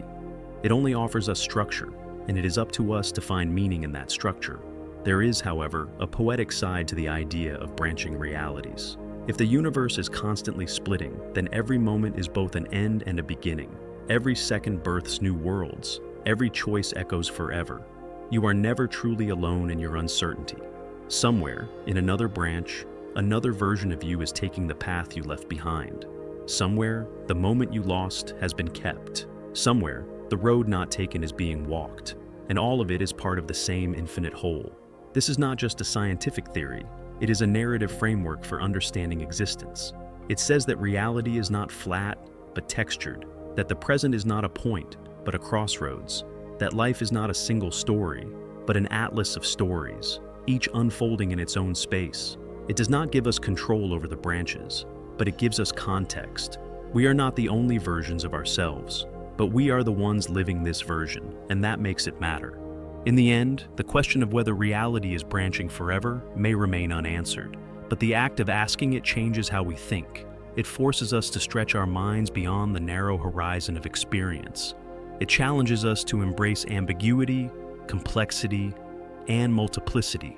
And in doing so, it brings us closer to the heart of what quantum mechanics has always been trying to tell us: that the universe is not what it seems, that truth is not singular, and that reality, at its core, may be the constant unfolding of all that could ever be. Cosmic censorship. What nature might be hiding from us. The universe, for all its brilliance and openness, may also be hiding something. Not out of malice or mystery, but because of the fundamental constraints built into the nature of space, time, and gravity itself. There are ideas in physics that suggest the cosmos has boundaries, not physical walls, but informational ones. Places where our understanding stops not because of a lack of effort, but because nature itself has drawn a curtain. One such idea is known as the cosmic censorship conjecture, and it asks a deep question about the limits of knowledge. Are there aspects of the universe that we are fundamentally forbidden from observing? And if so, what lies behind that veil? To explore this, we must begin with black holes, those regions of space-time where gravity has become so intense that nothing, not even light, can escape. They are perhaps the ultimate consequence of Einstein's general theory of relativity, which describes how mass and energy bend space-time. and how that curvature tells matter how to move. Under extreme conditions, such as the collapse of a massive star, the equations predict a singularity, a point of infinite density where the curvature of space-time becomes infinite and our known laws of physics break down.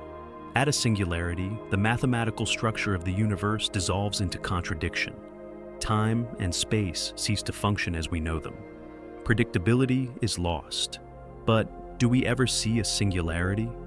According to general relativity, we should not. The reason lies in the existence of the event horizon, the boundary surrounding a black hole. Once something crosses this boundary, it cannot return. The event horizon hides the singularity from view, shielding the rest of the universe from its unknowable interior. No matter what happens inside, the outside world remains ignorant. This gives rise to the idea of cosmic censorship, first proposed by the physicist Roger Penrose. The conjecture suggests that the laws of nature always conspire to hide singularities behind horizons. In other words, the universe censors its most extreme behaviors, preventing them from being naked or exposed. This idea is more than philosophical. It is a practical safeguard for physics itself. If singularities were visible, they would allow infinite densities and curvatures to affect the outside universe. Predictions would become impossible. Causality would break down. The very structure of physical law would collapse. Cosmic censorship protects us from this. It maintains the coherence of space-time by ensuring that the breakdowns in the equations remain hidden, confined behind a one-way boundary. The universe continues to make sense, not because singularities do not exist, but because we cannot see them. But is this censorship absolute? That remains an open question. Mathematically, there are solutions to Einstein's equations that contain naked singularities, points where the gravitational field becomes infinite and yet no event horizon forms to conceal them. These solutions are strange, unstable, and often considered unphysical, but they exist on paper. Whether they can exist in the real universe is still unknown. Some numerical simulations suggest that, under very specific conditions, gravitational collapse might produce a naked singularity. Others argue that any such configuration would be quickly masked by an event horizon. The debate continues. Beyond the question of singularities, cosmic censorship raises broader questions about the accessibility of information in the universe. Black holes, for example, are known to trap not only matter, but also information. When something falls into a black hole, its mass and energy contribute to the black hole's growth. But what happens to the information it carried? Does it vanish? Is it somehow encoded on the surface of the event horizon? This question leads to the so-called black hole information paradox, a problem that has engaged physicists for decades. If information is truly lost in black holes, it would violate one of the fundamental principles of quantum mechanics. That information is conserved. But if it is not lost, then how is it preserved and where does it go? Some theories suggest that information is not destroyed, but is smeared across the event horizon in a kind of holographic code. This leads to the holographic principle, the idea that all the information contained within a volume of space can be described by data encoded on its boundary.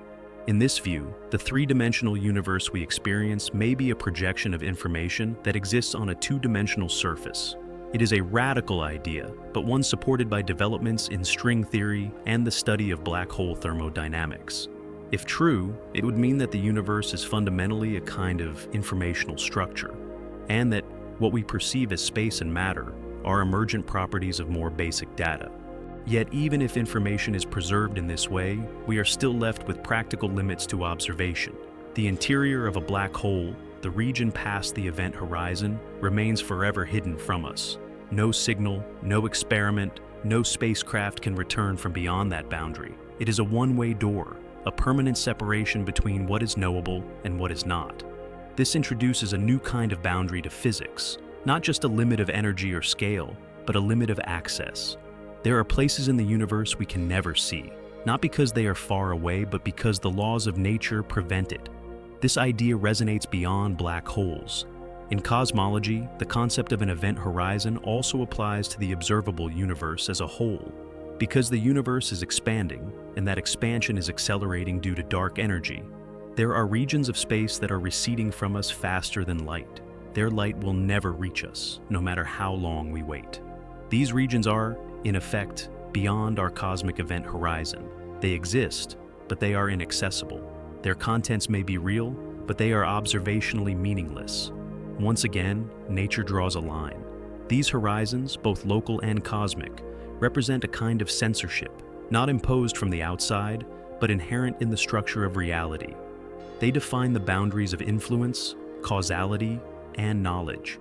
They separate what can affect us from what cannot, what we can study from what we cannot even in principle observe, and yet, they also protect us. Without these boundaries, the universe would be chaotic and unpredictable. The rules of physics would not hold. Horizons are not flaws in the design. They are features that make the design work. Still, the existence of such boundaries raises the temptation to ask what lies beyond them. If the singularity inside a black hole is hidden, what is its nature? Is it truly a point of infinite density, or is it a phase transition to some other state of matter or geometry? Could it be a gateway to another region of space-time, another universe, another dimension? Some solutions to the equations of general relativity suggest that black holes might connect to white holes, objects that spew matter out rather than pulling it in. Others propose that the singularity is not a destination, but a bridge. The idea of wormholes, hypothetical tunnels through space-time, arises from similar considerations. Perhaps some have speculated black holes are not ends but portals. Perhaps the censorship is not only to protect us from chaos, but to shield us from truths we are not ready to comprehend. Speculation about what lies beyond the cosmic curtain has taken many forms. Some physicists and theorists have explored the possibility that the inside of a black hole might not contain a singularity at all, but rather a new kind of space or a compressed state of matter governed by unknown quantum gravity effects. According to this line of thinking, the breakdown of classical general relativity inside black holes is not the end of physics, but a sign that our current theories are incomplete. A true theory of quantum gravity, one that unifies quantum mechanics with general relativity, might resolve the singularity and reveal a new layer of structure. In such a theory, the core of a black hole might not be an infinitesimal point, but a highly dense but finite region where space and time take on new forms, where geometry is quantized, and where the usual notions of causality and locality no longer apply. Efforts to develop such a theory have taken many forms, including loop quantum gravity and various approaches to string theory. These models attempt to describe space-time at the smallest possible scales, far below what current experiments can reach. In this microscopic realm, distances and durations may be discrete rather than continuous. There may be a minimum length, a fundamental unit of space that cannot be divided further. Within such a framework, the singularity that arises in classical theory may be smoothed out, replaced by a region of extreme but finite curvature. This would preserve the predictive power of physics while avoiding the infinities that signal the breakdown of the theory. Yet, even with such models, the interior of a black hole remains unobservable.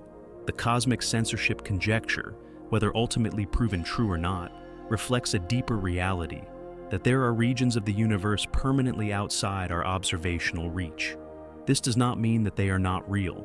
It means that our access to them is limited by the very structure of space-time.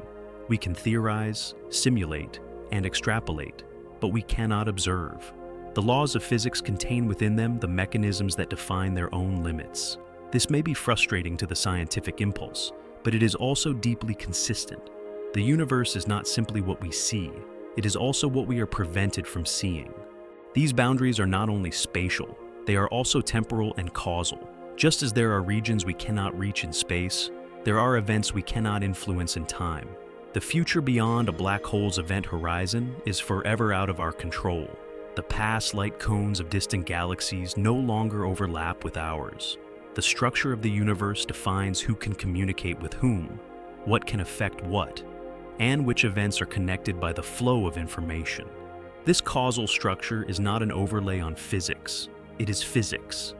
The geometry of space-time is the logic of the universe, determining what is knowable, what is reachable, and what remains forever apart. The idea that nature hides its extremes is not limited to black holes. In the early universe, conditions may have been so hot and dense that regions of space fell behind their own event horizons, forming primordial black holes. These objects, if they exist, could be as small as atoms or as massive as stars. They might still be drifting through space, undetectable except by their gravitational influence. Some theories suggest that these primordial black holes could account for dark matter, the invisible mass that shapes the structure of galaxies. If true, then the universe may be filled with unseen horizons, scattered throughout space, each hiding its own singularity, its own breakdown, its own mystery. There is also the possibility that cosmic censorship operates on a larger scale. Perhaps entire regions of the universe are isolated by event horizons, not just because of distance or expansion, but because of fundamental transitions in the nature of reality. Some theories of the multiverse suggest that other universes exist with different physical constants, different particles, or different dimensions. These universes may be causally disconnected from ours, separated not just by space, but by domains of inflating space-time that act as barriers. In this view, cosmic censorship becomes a universal principle, not just a property of black holes, but a feature of reality itself. Each universe is a self-contained region, opaque to all others, sealed by the structure of inflation and the constraints of causality. Such ideas remain speculative, but they illustrate how the notion of censorship has evolved from a narrow conjecture about singularities to a broader principle about the limits of knowledge. In a sense, cosmic censorship is a kind of cosmic modesty. The universe allows us to see much, to understand deeply, to predict with astonishing precision. But it also withholds. It reminds us that there are questions we cannot answer, not because we are not clever enough, but because the answers are sealed behind one-way walls. And perhaps that is necessary. Perhaps total transparency would be a kind of chaos, a flood of information too vast and unstructured to make sense of. Horizons impose order. They define systems. They carve the infinite into the finite. This theme echoes in other areas of science as well. In thermodynamics, for instance, the second law implies a direction to time, a kind of censorship of the past. We cannot access the detailed microstates that led to a current macrostate. In quantum mechanics, the uncertainty principle limits how precisely we can know certain pairs of quantities. In information theory, the limits of computation and communication define what can be known and when. In each case, the universe sets boundaries, not arbitrarily, but as a consequence of its internal logic. Cosmic censorship, then, is not just a barrier. It is a principle of structure. It is the universe's way of maintaining coherence in the face of extremity. It says that even as systems collapse, even as gravity becomes overwhelming, even as space and time themselves begin to unravel, the rest of the universe remains intact. The chaos is contained, the breakdown is quarantined, and the rest of reality continues, stable and knowable. There is something both comforting and haunting about this. Comforting because it means the universe protects itself from collapse. Haunting because it suggests that the most extreme truths, the most profound breakdowns, are forever beyond us. That the heart of a black hole, the first instant of the Big Bang, the inner core of a singularity, all of it remains sealed, untouchable, eternally veiled. And yet, we are not powerless. We may not see into these regions, but we can infer their properties. We can study their effects, their gravitational signatures, their thermodynamic footprints. We can model them, describe them mathematically, and even use their behavior to test our theories. We may never escape the censorship, but we can learn from its boundaries. The edges of knowledge are not the end of science. They are where science begins. In the end, cosmic censorship is not just a hypothesis. It is a mirror. It reflects the nature of the universe and our place within it. It shows us a reality that is both open and closed, revealing and withholding, brilliant and shadowed. It teaches us humility, not through ignorance, but through structure. And in that structure, we find the shape of what can be known, and the outline of what must remain hidden. There are theoretical frontiers, brains, extra dimensions, and string theory. In the search to understand what lies beyond the observable universe, physicists have often been forced to look inward to the deepest layers of matter and energy, and to the structure of space-time itself. At these extreme frontiers, where general relativity and quantum mechanics intersect, the universe stops being familiar. it becomes something woven, vibrating, and multidimensional. One of the most ambitious attempts to describe this reality is string theory, a framework that replaces the point-like particles of traditional physics with tiny, vibrating strings. According to this idea, all fundamental particles, electrons, quarks, photons, are simply different vibrational modes of the same underlying object. A violin string, depending on how it vibrates, can produce different notes. A fundamental string, depending on its vibration, can produce different particles. This elegant concept has enormous explanatory power, but it comes with a radical implication. The universe must have more dimensions than we can see. In order for string theory to be mathematically consistent, it requires not just 3 spatial dimensions and 1 of time, but 10 or even 11 total dimensions, depending on the formulation. These extra dimensions are not wide open like the ones we know. They are believed to be compactified, curled up so tightly that they escape detection, hidden in the microscopic fabric of space itself. They may be folded into complex geometric shapes known as Calabi-Yau manifolds, intricate 6-dimensional structures that determine the physical properties of our world. The way these dimensions are folded and wrapped may affect the masses of particles, the strength of forces, and even the nature of the vacuum. Our universe, then, may be the shadow of a richer, higher dimensional reality. But string theory does not stop at strings. In more advanced versions, known as M-theory, strings are only one-dimensional examples of a wider class of objects called branes, short for membranes. These can have multiple dimensions. A 2-brane is like a sheet. A 3-brane is like a volume. Our entire universe, according to some models, might be a 3-dimensional brane floating in a higher dimensional space, known as the bulk. Everything we experience, matter, light, energy, could be confined to this brane, while gravity and perhaps other exotic phenomena leak into the bulk. This could explain why gravity is so much weaker than the other fundamental forces. It is diluted across dimensions we do not directly perceive. The idea of brane-world cosmology opens a vast new landscape of possibilities. If our universe is just one brane among many, then the bulk may contain other branes, other universes, with different properties, different laws of physics, or even different numbers of dimensions. These parallel branes could be near to us in a higher dimensional sense, yet forever unreachable, like pages in a closed book. In some models, such as the ekpyrotic universe scenario, the Big Bang itself was the result of a collision between branes. The universe was not born from a singularity, but from the energetic interaction of higher dimensional surfaces. This turns the origin of everything into a dynamic, geometric event in a higher dimensional space. These ideas are not science fiction. They are grounded in serious mathematics, and they have inspired testable predictions. For instance, if extra dimensions exist and are not too tightly compactified, they might leave subtle imprints on high-energy particle collisions. Experiments at the Large Hadron Collider have searched for such signals, including missing energy that could indicate particles escaping into extra dimensions. So far, no direct evidence has been found, but the search continues.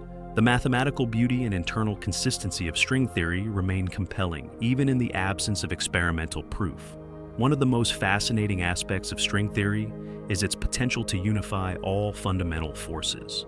In conventional physics, gravity is described by general relativity, while electromagnetism, the weak force, and the strong nuclear force are described by quantum field theory. These frameworks work exceptionally well in their domains, but they resist unification. String theory, by contrast, offers a single mathematical structure that naturally includes both gravity and quantum effects. The graviton, the hypothetical quantum particle of gravity, emerges automatically as a vibrational mode of the string. Unlike previous attempts to quantize gravity, which have led to infinities and inconsistencies, string theory remains finite and well-behaved at all scales. This unification extends not only to forces, but also to matter. Fermions and bosons, the particles of matter and force, are both included in the vibrational spectrum of strings. Some versions of string theory require supersymmetry, a symmetry that links particles of different spin. Supersymmetry predicts that every known particle has a heavier partner, a superpartner, which has not yet been observed. If these particles exist, They could solve several outstanding puzzles in physics, including the nature of dark matter. Again, experiments are underway to search for evidence, but none has been found to date. Still, the framework remains one of the most mathematically elegant approaches ever proposed. Another remarkable feature of string theory is its holographic dualities. These are mathematical relationships that suggest a theory in a higher dimensional space can be exactly equivalent to a theory in fewer dimensions. The most famous example is the AD-S-CFT correspondence, which proposes that a gravitational theory in a five-dimensional anti-de Sitter space is equivalent to a conformal field theory in 4 dimensions without gravity. This duality has profound implications, not only for quantum gravity, but also for the nature of information, black holes, and the deep structure of space-time. It suggests that what we perceive as volume may be an emergent property. That reality itself could be a hologram. The holographic principle, originally inspired by black hole physics, finds new life in string theory. If information about the interior of a black hole is encoded on its boundary, perhaps the same is true for the entire universe. In this view, the entire cosmos might be describable by a theory that lives on its outer edge. This idea remains controversial and difficult to test, but it aligns with many features of quantum gravity and offers new ways to think about cosmology. It also challenges our intuitions about space, distance, and locality. What seems close or far in three-dimensional terms might be different when viewed from the higher dimensional bulk. All of this raises profound questions. If we live on a brane, what anchors us there? What keeps our particles and forces from drifting into other dimensions? Is there a mechanism that binds us to our surface, or are we simply a low-energy state in a larger configuration? Could phenomena we observe, such as dark energy or the accelerating expansion of the universe, be the result of interactions with the bulk or with other branes? These are not idle questions. They are at the forefront of theoretical research, where physics brushes against philosophy, and the known world dissolves into geometry, symmetry, and vibration. If we are indeed confined to a brane, then the vast bulk around us may be filled with entities, energies, or even entire worlds that are invisible and intangible from our perspective. These realities would not be distant in the way we usually think about space, but rather displaced in directions we cannot access. The idea of other branes, each carrying their own versions of physics, allows for a multiverse far more varied than the one suggested by cosmic inflation. In this picture, the very framework of what it means to be a universe changes. Universes are no longer isolated by immense cosmic distances, but by orthogonal dimensions. This kind of separation would be absolute. No signal, no probe, no wave of light or gravity could cross from one brane to another, unless very specific rare interactions allowed it. Yet even these slight, improbable effects might be detectable as anomalies in our measurements, subtle cracks in the fabric of our observable laws. Some models predict that branes might occasionally come into contact. These encounters could be cataclysmic or subtle, but they would inevitably reshape the physics on either side. In this scenario, our own universe may have been born from such a collision. Two branes, drifting in the bulk, suddenly intersecting in a flash of energy and symmetry breaking. The aftermath would be what we now call the Big Bang. Not an origin from nothing, but a transformation of something already there. Time, space, and matter emerge from this geometrical event, and the cosmos evolves forward from a collision, not a singularity. This idea, while speculative, has mathematical support, and it offers an alternative to the traditional Big Bang that bypasses some of its conceptual difficulties, such as the initial singularity and the question of what came before. But even within this expanded view, there are limits. We do not yet have a complete understanding of string theory. Its equations are vast, complex, and often unsolvable except under very specific conditions. There are thousands of possible ways to compactify extra dimensions, each leading to a different version of low-energy physics. This so-called string landscape represents an enormous number of possible universes, each a different solution to the theory's fundamental equations. Some have likened this to a kind of cosmic lottery, in which our universe is just one draw among countless others. If this is true, then many features of our world, from the strength of gravity to the mass of the electron, may not be fundamental laws, but environmental facts, fixed by chance, not necessity. This view is controversial because it shifts the focus of science from explaining why things are the way they are to understanding how the range of possibilities is structured. Still, the idea that our universe is part of a wider mathematical space of potential realities is not new. It echoes earlier philosophical ideas about the nature of existence, and it challenges us to rethink the boundaries of explanation. If the laws of physics are not unique, but drawn from a vast menu of options, then our task becomes not to explain why we exist, but why this particular version of existence allows for observers at all. This leads directly to the anthropic principle, the idea that we observe this universe because it is compatible with the emergence of life and consciousness. Again, not everyone finds this satisfying. Some view it as a retreat from deeper explanation, but others see it as a natural consequence of a multiverse, a shift in our cosmic perspective, from central importance to conditional existence. In any case, string theory's power lies not only in its ability to unify and explain, but also in its capacity to reframe the questions. What if space is not continuous but discrete? What if time is emergent? What if matter is not a substance but a vibration? These are not rhetorical exercises. They are the logical consequences of the theory's mathematical structure, and they invite us to consider that our everyday intuitions are shaped by evolutionary pressures and limited sensory tools, not by the true architecture of the cosmos. The development of string theory has also led to deep insights about black holes and entropy. In traditional general relativity, a black hole is a simple object defined by mass, charge, and spin. But in quantum theory, it must also have entropy, a measure of the information it contains. The famous formula linking a black hole's entropy to the area of its event horizon was discovered by Jacob Bekenstein and later expanded by Stephen Hawking, who showed that black holes emit radiation and slowly evaporate. Yet the precise origin of this entropy remained unclear. String theory provided an answer.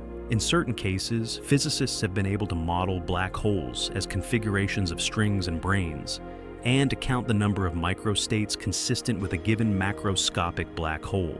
The result matched the entropy predicted by Bekenstein and Hawking. This was a major triumph, a rare, concrete result in a theory otherwise filled with abstraction. Such insights offer a glimpse of what a full quantum theory of gravity might look like. They show that string theory is not just a speculative dream, but a framework with the power to clarify and resolve long-standing puzzles. It is not complete. It may not even be correct in its current form, but it is the most developed attempt we have to merge the principles of quantum mechanics with the geometry of space-time. And in doing so, it brings us closer to a unified picture of reality. But even if string theory turns out to be wrong in its details, the questions it raises remain profound. Are there more dimensions than we can see? Is our universe just one brain among many? Are the laws of physics truly fundamental, or are they environmental, emergent from deeper principles or higher dimensional configurations? These questions challenge us not only to refine our mathematics, but to rethink our assumptions. They demand a kind of intellectual humility, a recognition that what we observe is not all there is, and that the universe may be stranger than any model we can fully capture. And so, as we reach the edges of theory, where geometry twists into vibration and space-time dissolves into probability, we are reminded that science is not just a catalog of facts, but a journey into the unknown. Every new layer we uncover reveals deeper structures, more abstract forms, and more unexpected connections. The theoretical frontiers are not the end of exploration. They are the beginning of a new kind of vision, one that sees the universe not only as it is, but as it could be, and perhaps as it must be. Whether or not string theory is the final answer, it has already expanded our conceptual universe. It has shown us that the fabric of reality may be richer than space and time alone. It has suggested that the observable world is just a slice of something vast and unseen. And it has taught us that the deepest truths may lie not in the particles we detect, but in the patterns we imagine, the equations we follow, and the symmetries we strive to understand. In the end, the frontier of theory is also the frontier of imagination. It is the edge where mathematics becomes metaphysics, where physics touches philosophy, and where the line between what is and what might be becomes both blurred and beautiful. Beyond infinity, can the universe be truly infinite? the notion of infinity has always occupied a strange place in human thought. In mathematics, it is an essential concept, used to describe unbounded quantities and processes. In philosophy, it raises questions about the nature of reality and our place within it. But in physics, and especially in cosmology, the idea of infinity becomes something more than a concept. It becomes a possibility, something that may describe the very structure of the universe itself. Could space stretch on forever, with no boundaries and no end? Could time have always existed, or will it continue eternally? Could there be an infinite number of stars, galaxies, or even entire universes? And if so, what does that mean for meaning, identity, and uniqueness? To even begin considering whether the universe is infinite, we must first define what we mean by universe. If we mean everything that exists, then by definition, the universe includes all space, time, energy, and matter. Everything that has ever existed or will ever exist. But if we focus on the observable universe, the region of space from which light has had time to reach us since the Big Bang, then we are dealing with a finite volume, roughly 93 billion light-years in diameter. This is not because the universe ends at that distance, but because we cannot see beyond it. The light from more distant regions simply has not had time to reach us in the 13.8 billion years since the universe began. But beyond this observable horizon, what lies? Does space continue? Does it loop back on itself? Or does it terminate in some unknown way? These are questions that science has not yet definitively answered, but current observations and theoretical models provide some clues. According to measurements of the cosmic microwave background radiation, the universe appears to be spatially flat to a high degree of precision. A flat geometry implies that, on large scales, the rules of Euclidean geometry apply. Parallel lines do not curve toward or away from each other. The angles of a triangle add up to 180 degrees. And in such a flat space, it is entirely possible that the universe is infinite. Yet, flatness alone does not guarantee infinity. A flat universe could still be finite if it has a non-trivial topology. If, for example, it loops back on itself like the surface of a torus or a video game screen, where exiting one side brings you back from the other. In such a universe, traveling far enough in one direction could eventually return you to your starting point, without ever encountering an edge. Detecting such a topology would require extremely sensitive measurements, such as identifying repeating patterns in the cosmic microwave background or correlations between distant structures. So far, no such patterns have been found, but the search continues. Another factor that influences the possibility of infinity is the fate of cosmic expansion. Since the discovery of cosmic acceleration in the late 1990s, scientists have realized that the universe is not only expanding, but doing so at an increasing rate. This expansion is driven by dark energy, a mysterious form of energy that pervades empty space and pushes galaxies apart. If this expansion continues indefinitely, as current models suggest, then the universe will grow ever larger, colder, and more diffuse. Eventually, regions of space that are now visible will recede beyond our event horizon, becoming forever inaccessible. In this scenario, space itself becomes effectively infinite, not only in size but in isolation. Each observer becomes confined to an ever-shrinking patch of the cosmos, surrounded by darkness. In this context, the concept of an infinite universe takes on a new character. It is not just a matter of size, but of destiny. An infinite future implies an infinite passage of time, with no final state, no conclusion, and no end. It also implies the potential for infinite repetition. If the universe is truly infinite in extent and governed by a finite number of physical laws, then every possible configuration of matter and energy must occur, not just once, but infinitely many times. There would be infinite Earths, infinite versions of every person, every moment, every variation. Somewhere out there, beyond our horizon, would be other copies of this conversation, this thought, this breath, differing by a word, a pause, or nothing at all. This idea is not fantasy. It arises from the mathematics of probability applied to an infinite space. If there is a finite number of possible states in any given volume, say 1 cubic meter, and an infinite number of such volumes, then eventually every arrangement must repeat. This is known as the infinite monkey theorem on a cosmic scale. Given enough time and space, the random typing of reality will produce not only Shakespeare, but every diary, every poem, every life story, over and over again. The implications are staggering. Infinity destroys uniqueness. It renders every story inevitable, every person part of an ensemble cast, repeated endlessly across the fabric of existence. And yet, our minds resist this. We are wired to think in terms of beginnings and endings, of boundaries and separations. The infinite offends our sense of individuality. It dilutes meaning. If there are infinite versions of you, what makes you special? If every outcome happens somewhere, what is the significance of choice? Philosophers and physicists alike have wrestled with these questions. Some argue that the existence of infinite duplicates diminishes the value of individual experience.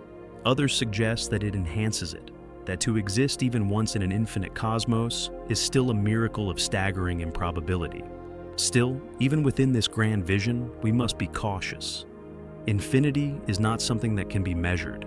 It is not a quantity, but a concept. And in physics, concepts must ultimately be grounded in observation. We have no direct evidence that the universe is infinite. We cannot travel to its edge because it may not have one. We cannot see beyond the observable horizon because light from those regions has not arrived. Every assertion of infinity must be provisional, an extrapolation from finite data to an unbounded conclusion. Moreover, some physicists argue that actual infinities may not exist in nature at all. They may be artifacts of our theories, approximations that break down under scrutiny. In quantum mechanics, for example, infinities often appear in calculations, but are removed through a process called renormalization. In cosmology, the Big Bang is often described as a singularity, a point of infinite density. But many believe this is a sign that general relativity has reached its limits and must be replaced by a more complete theory of quantum gravity. In this view, whenever an infinity appears, it signals a hole in our understanding, not a feature of reality. Still, the possibility remains. The universe may be infinite in space, in time, in possibility. And if so, we must learn to live with that infinity, not as a cold abstraction, but as a profound reality that shapes everything we know. To contemplate an infinite universe is to stretch the limits of imagination. It is to embrace a cosmos without edges, a reality without end. And in doing so, it forces us to confront the true scale of existence and our small, luminous place within it. If the universe is infinite, then it raises another question that challenges both physics and metaphysics. Is infinity actual or potential? An actual infinity refers to something that truly exists in a completed, unbounded form. A potential infinity, by contrast, is something that grows without bound but is never fully realized. For centuries, philosophers debated which kind of infinity could apply to reality. The ancient Greeks, especially Aristotle, were suspicious of actual infinities, arguing that they were logical impossibilities. In modern mathematics, actual infinities are accepted, defined with precision, and used routinely in set theory, calculus, and beyond. But physics is not mathematics. It deals not with abstraction, but with things. Can a physical object, a region of space, or a collection of particles be actually infinite? One place where this question becomes unavoidable is in the concept of an infinite past. If the universe has always existed, stretching backward in time without beginning, then we are confronted with the paradox of infinite regress. How could we ever arrive at the present moment if there were an infinite sequence of prior events? This is not merely a philosophical puzzle. It touches on deep issues in cosmology and thermodynamics. An infinitely old universe would be expected to be in a state of maximum entropy, total equilibrium, with no gradients of temperature, energy, or order. But our universe is full of structure, complexity, and disequilibrium. This suggests either that the universe had a beginning or that some mechanism constantly renews its structure, creating order from disorder across vast spans of time. Several cosmological models have tried to address this. Some propose a cyclic universe, where the cosmos undergoes endless expansions and contractions, a rhythmic birth and death that stretches into both past and future. Others suggest that new universes are born from black holes, with each collapse giving rise to a new cosmos on the other side. In these models, the universe is infinite in time, but composed of finite, ordered cycles. Entropy resets, not through miracle, but through geometry. Still others invoke the multiverse, where individual universes have beginnings and ends, but the larger structure has no origin. In this view, our universe is a finite blossom on an infinite tree. But even if we set time aside, spatial infinity presents its own challenges. In an infinite universe, not only do all possibilities occur, but all probabilities collapse. If there are infinite planets, then the probability of finding a planet exactly like Earth is not merely non-zero, it becomes certainty. This undermines the statistical assumptions of science. When every possible outcome happens somewhere, how do we interpret experiments? How do we make predictions? This is known as the measure problem in cosmology. In an infinite ensemble, how do we define a fraction? What does it mean to say that something is likely or rare? Physicists have developed various mathematical tools to deal with this, including cutoff methods and regularization schemes. But no consensus has emerged. Some argue that infinity should be treated with suspicion, that our best models should avoid it whenever possible. Others embrace it as a natural outcome of the theories that work best. Inflation, quantum mechanics, and general relativity all seem to point toward unboundedness, toward a cosmos that never ends and never repeats in quite the same way. Then there is the human response to infinity, a mix of awe, fear, and bewilderment. For most people, infinity is not a number, but a feeling. The vertigo of endlessness, the silence of unreachable distances, the weight of eternal time. Artists, poets, and theologians have long tried to express this feeling, often associating infinity with divinity, transcendence, or the sublime. In this sense, the infinite universe becomes not just a scientific hypothesis, but a source of existential reflection. If space never ends, if time stretches forever, then we are confronted with a cosmos that has no center, no boundary, and perhaps no meaning beyond what we create. Yet this vastness also carries a strange kind of comfort. In an infinite universe, every tragedy is counterbalanced by joy, every loss by gain, every silence by music. Somewhere, always, a new star is forming, a new thought is being born, a new world is emerging from dust and light. Infinity dilutes meaning, but it also multiplies it. It reminds us that the cosmos is not about us, but it includes us, endlessly. We are not the reason for the universe, but we are a part of it, a pattern that recurs, a story that is told again and again in the language of matter and energy. Science may never fully resolve the question of infinity. We may never measure it, observe it, or prove it beyond doubt, but we can approach it conceptually and emotionally. We can build models that describe its implications. We can test its consequences within the limits of observation. And in doing so, we learn more about the nature of reality and about ourselves. Because in facing the infinite, we confront not only the limits of space and time, but the limits of understanding and the strange, beautiful paradox of being finite creatures in an unbounded world. Even if the universe is not infinite, it is unimaginably large. Its size dwarfs all human scales, and its history stretches far beyond our comprehension. Whether or not it goes on forever, it inspires the same questions, the same longings, the same quiet astonishment. In a sense, the question of infinity is not only about what is out there, but about what is in here, how we cope with vastness, how we seek meaning in multiplicity, how we build stories within silence.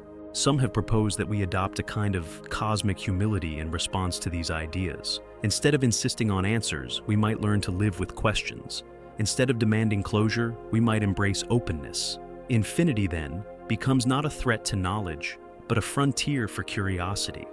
It is not the end of explanation, but the beginning of wonder. As we gaze into the sky and see no edge, no wall, no terminus, we are looking into possibility itself. And that possibility includes not only stars and galaxies, but dreams, thoughts, futures we cannot yet imagine. The infinite is not empty. It is full of versions, variations, and vibrations. It is the canvas on which existence paints its endless patterns. And maybe, just maybe, that is enough. Maybe the universe does not need to be finite to be meaningful. Maybe it is the very openness of reality, the refusal of finality, that gives rise to creativity, complexity, and consciousness. In the infinite, we find not only the absence of limits, but the presence of potential. We may never see the edge of space. We may never hear the last tick of cosmic time. But in thinking about infinity, we stretch ourselves. We reach beyond what we can hold, and in that reach, we become something more than observers. We become part of the story, a note in the eternal song, a flicker of light in the endless dark. Philosophical horizons, limits of knowledge, and the human perspective.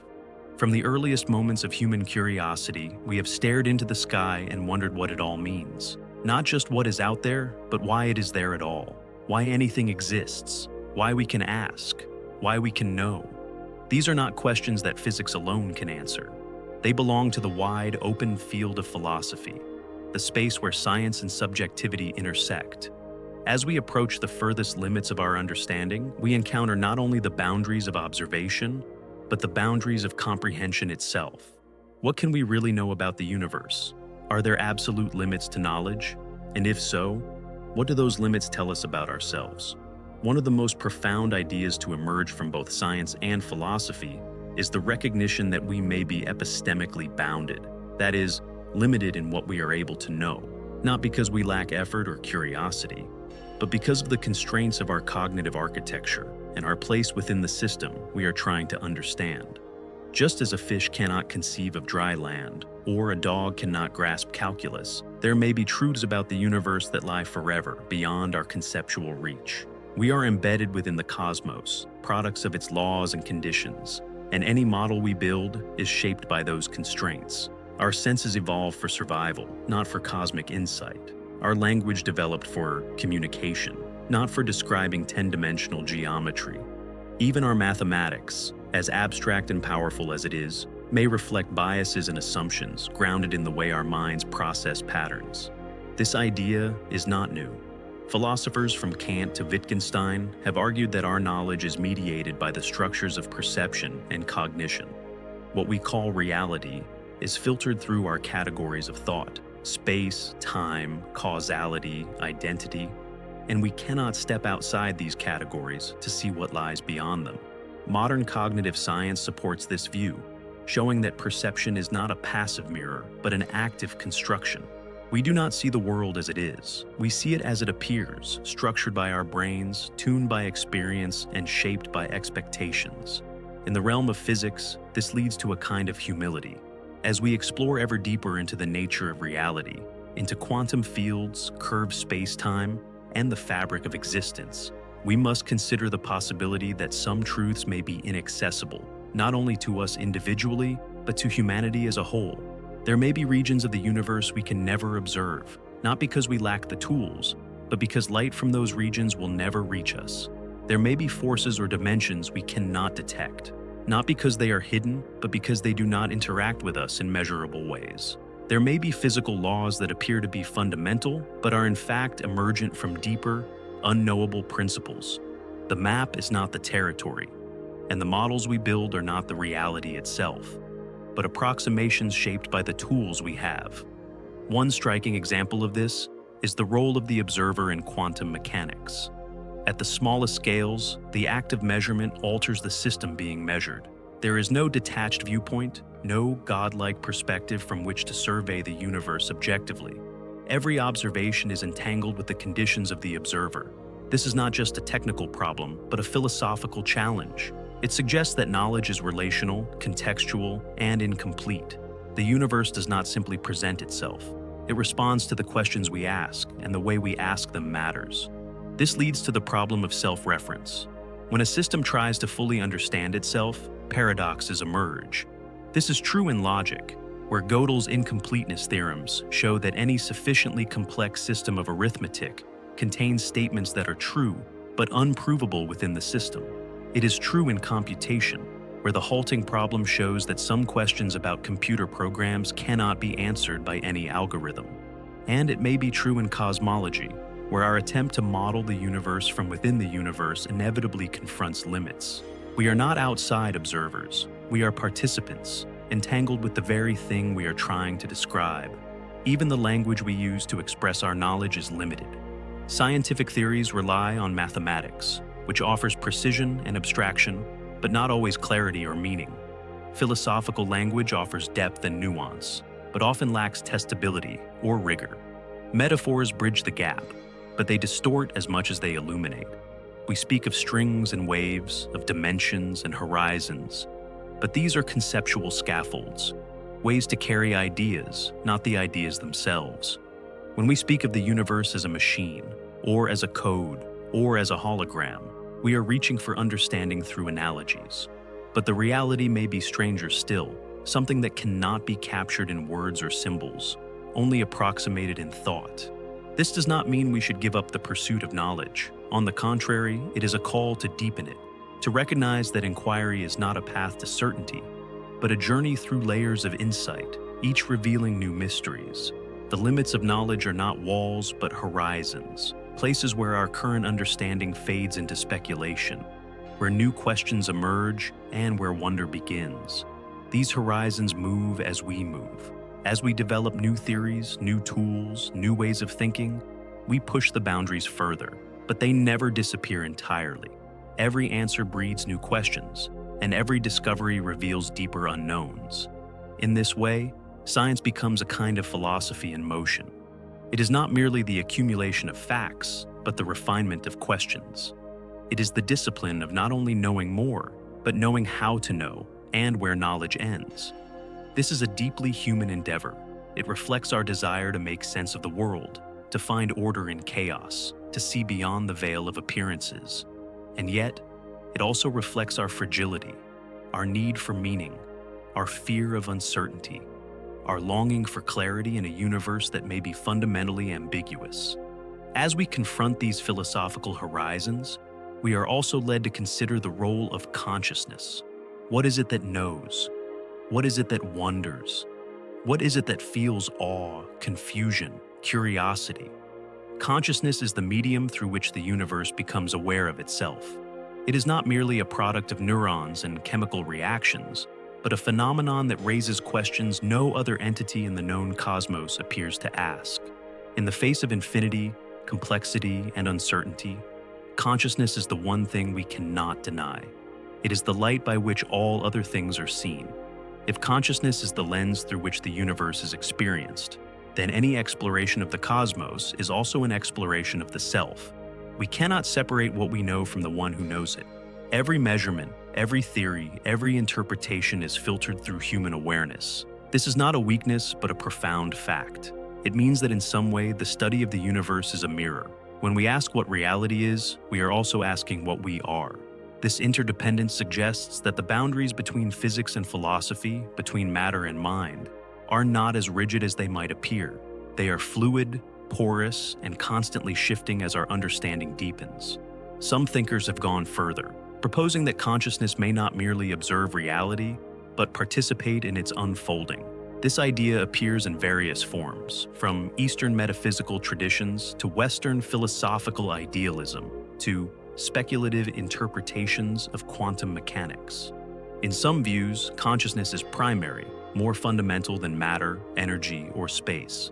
In others, it is emergent, a complex phenomenon arising from the interactions of simpler parts. But regardless of its origin, consciousness forces us to reconsider the nature of objectivity. There may be no such thing as a purely external world, fully separate from the one who perceives it. There may be only experience, structured, coherent, but always situated in a particular perspective. This insight does not undermine science. It enriches it. It reminds us that knowledge is always partial, always evolving, and always embedded in a context. We can strive for objectivity, and we must.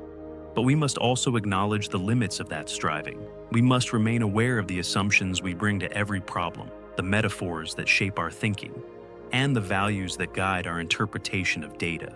Science is not a machine that grinds out truth. It is a human practice, messy, creative, and deeply philosophical. One of the most challenging aspects of this realization is that we must live with uncertainty. The universe does not owe us clarity. It may be structured in ways we cannot imagine, let alone comprehend. It may contain dimensions, fields, or principles that lie forever beyond our reach. And even within the realm of the knowable, we may never resolve the deepest questions. Why does anything exist at all? Why these laws and not others? Is there a purpose or only process? These are not questions that admit easy answers, but they are questions that matter. They shape how we live, what we value, and how we orient ourselves within the vastness of space and time. The recognition of our limits is not a cause for despair. It is a call to humility. It invites us to approach knowledge not as conquest, but as communion, a shared effort to understand the world and our place within it. This perspective honors both the power of reason and the mystery of existence. It allows us to be both seekers and stewards, both thinkers and feelers, both scientists and poets. In fact, poetry may be one of the most appropriate responses to the philosophical horizons we face, not because it provides answers, but because it captures what lies between the answers, the wonder, the sorrow, the beauty of not knowing. In the face of the unknown, poetry does not retreat. It leans in, it listens. It names the nameless not to define it, but to give it room to breathe. And in doing so, it reminds us that knowledge is not only a matter of facts, but also of meaning. A galaxy is not just a collection of stars. It is a story waiting to be told. A particle is not just a point in a field. It is a symbol of all that we do not yet understand. This intertwining of knowledge and meaning is what makes the philosophical horizon so important. Without it, science risks becoming sterile, reduced to formulas without significance, data without direction. With it, science becomes a form of participation in the cosmos, a way of bearing witness to the vast, intricate dance of reality. It becomes a dialogue between the known and the unknown, between what is measurable and what is meaningful. This dialogue is not always easy. It demands courage, patience, and intellectual honesty. It asks us to let go of certainty, to live in the questions, and to find value even in provisional truths. It requires us to accept that some things may remain mysterious, and that this mystery is not a flaw, but a feature. It is what drives us forward, what fuels our curiosity, and what connects us to one another across cultures, generations, and disciplines. In this light, the limits of knowledge are not merely boundaries, they are invitations. They ask us not to retreat, but to expand, to deepen our understanding, to broaden our perspective, to enrich our inner lives. They remind us that the universe is not just something we observe, it is something we are part of, and something that becomes more real the more we engage with it. Each observation, each insight, each moment of wonder is a step along a path that never ends. Perhaps the most profound philosophical horizon is this, that we are finite beings who can grasp the infinite, if only in glimpses, that we are brief sparks of awareness in a universe billions of years old, yet capable of contemplating its entire history and imagining its future, that we are small but not insignificant, that we are shaped by the universe, but also capable of shaping our understanding of it. And so, we look up, not to escape the world, but to embrace it more fully. We ask questions not because we expect easy answers, but because the asking itself is an expression of our humanity. We seek, not because we are lost, but because we are drawn toward meaning. The philosophical horizon is not a line that separates us from the truth. It is the space in which truth grows, slowly, mysteriously, and beautifully. In the end, what lies beyond knowledge is not ignorance, but openness, not silence, but depth, not the end of thought, but the beginning of wisdom. And in that space where science meets soul, where curiosity meets humility, we find the most human part of ourselves, ever reaching, ever wondering, ever becoming. I hope you enjoyed this journey. If you're still awake, you can find your next cosmic adventure right here on the screen. Until next time, sleep well and keep wondering about the universe.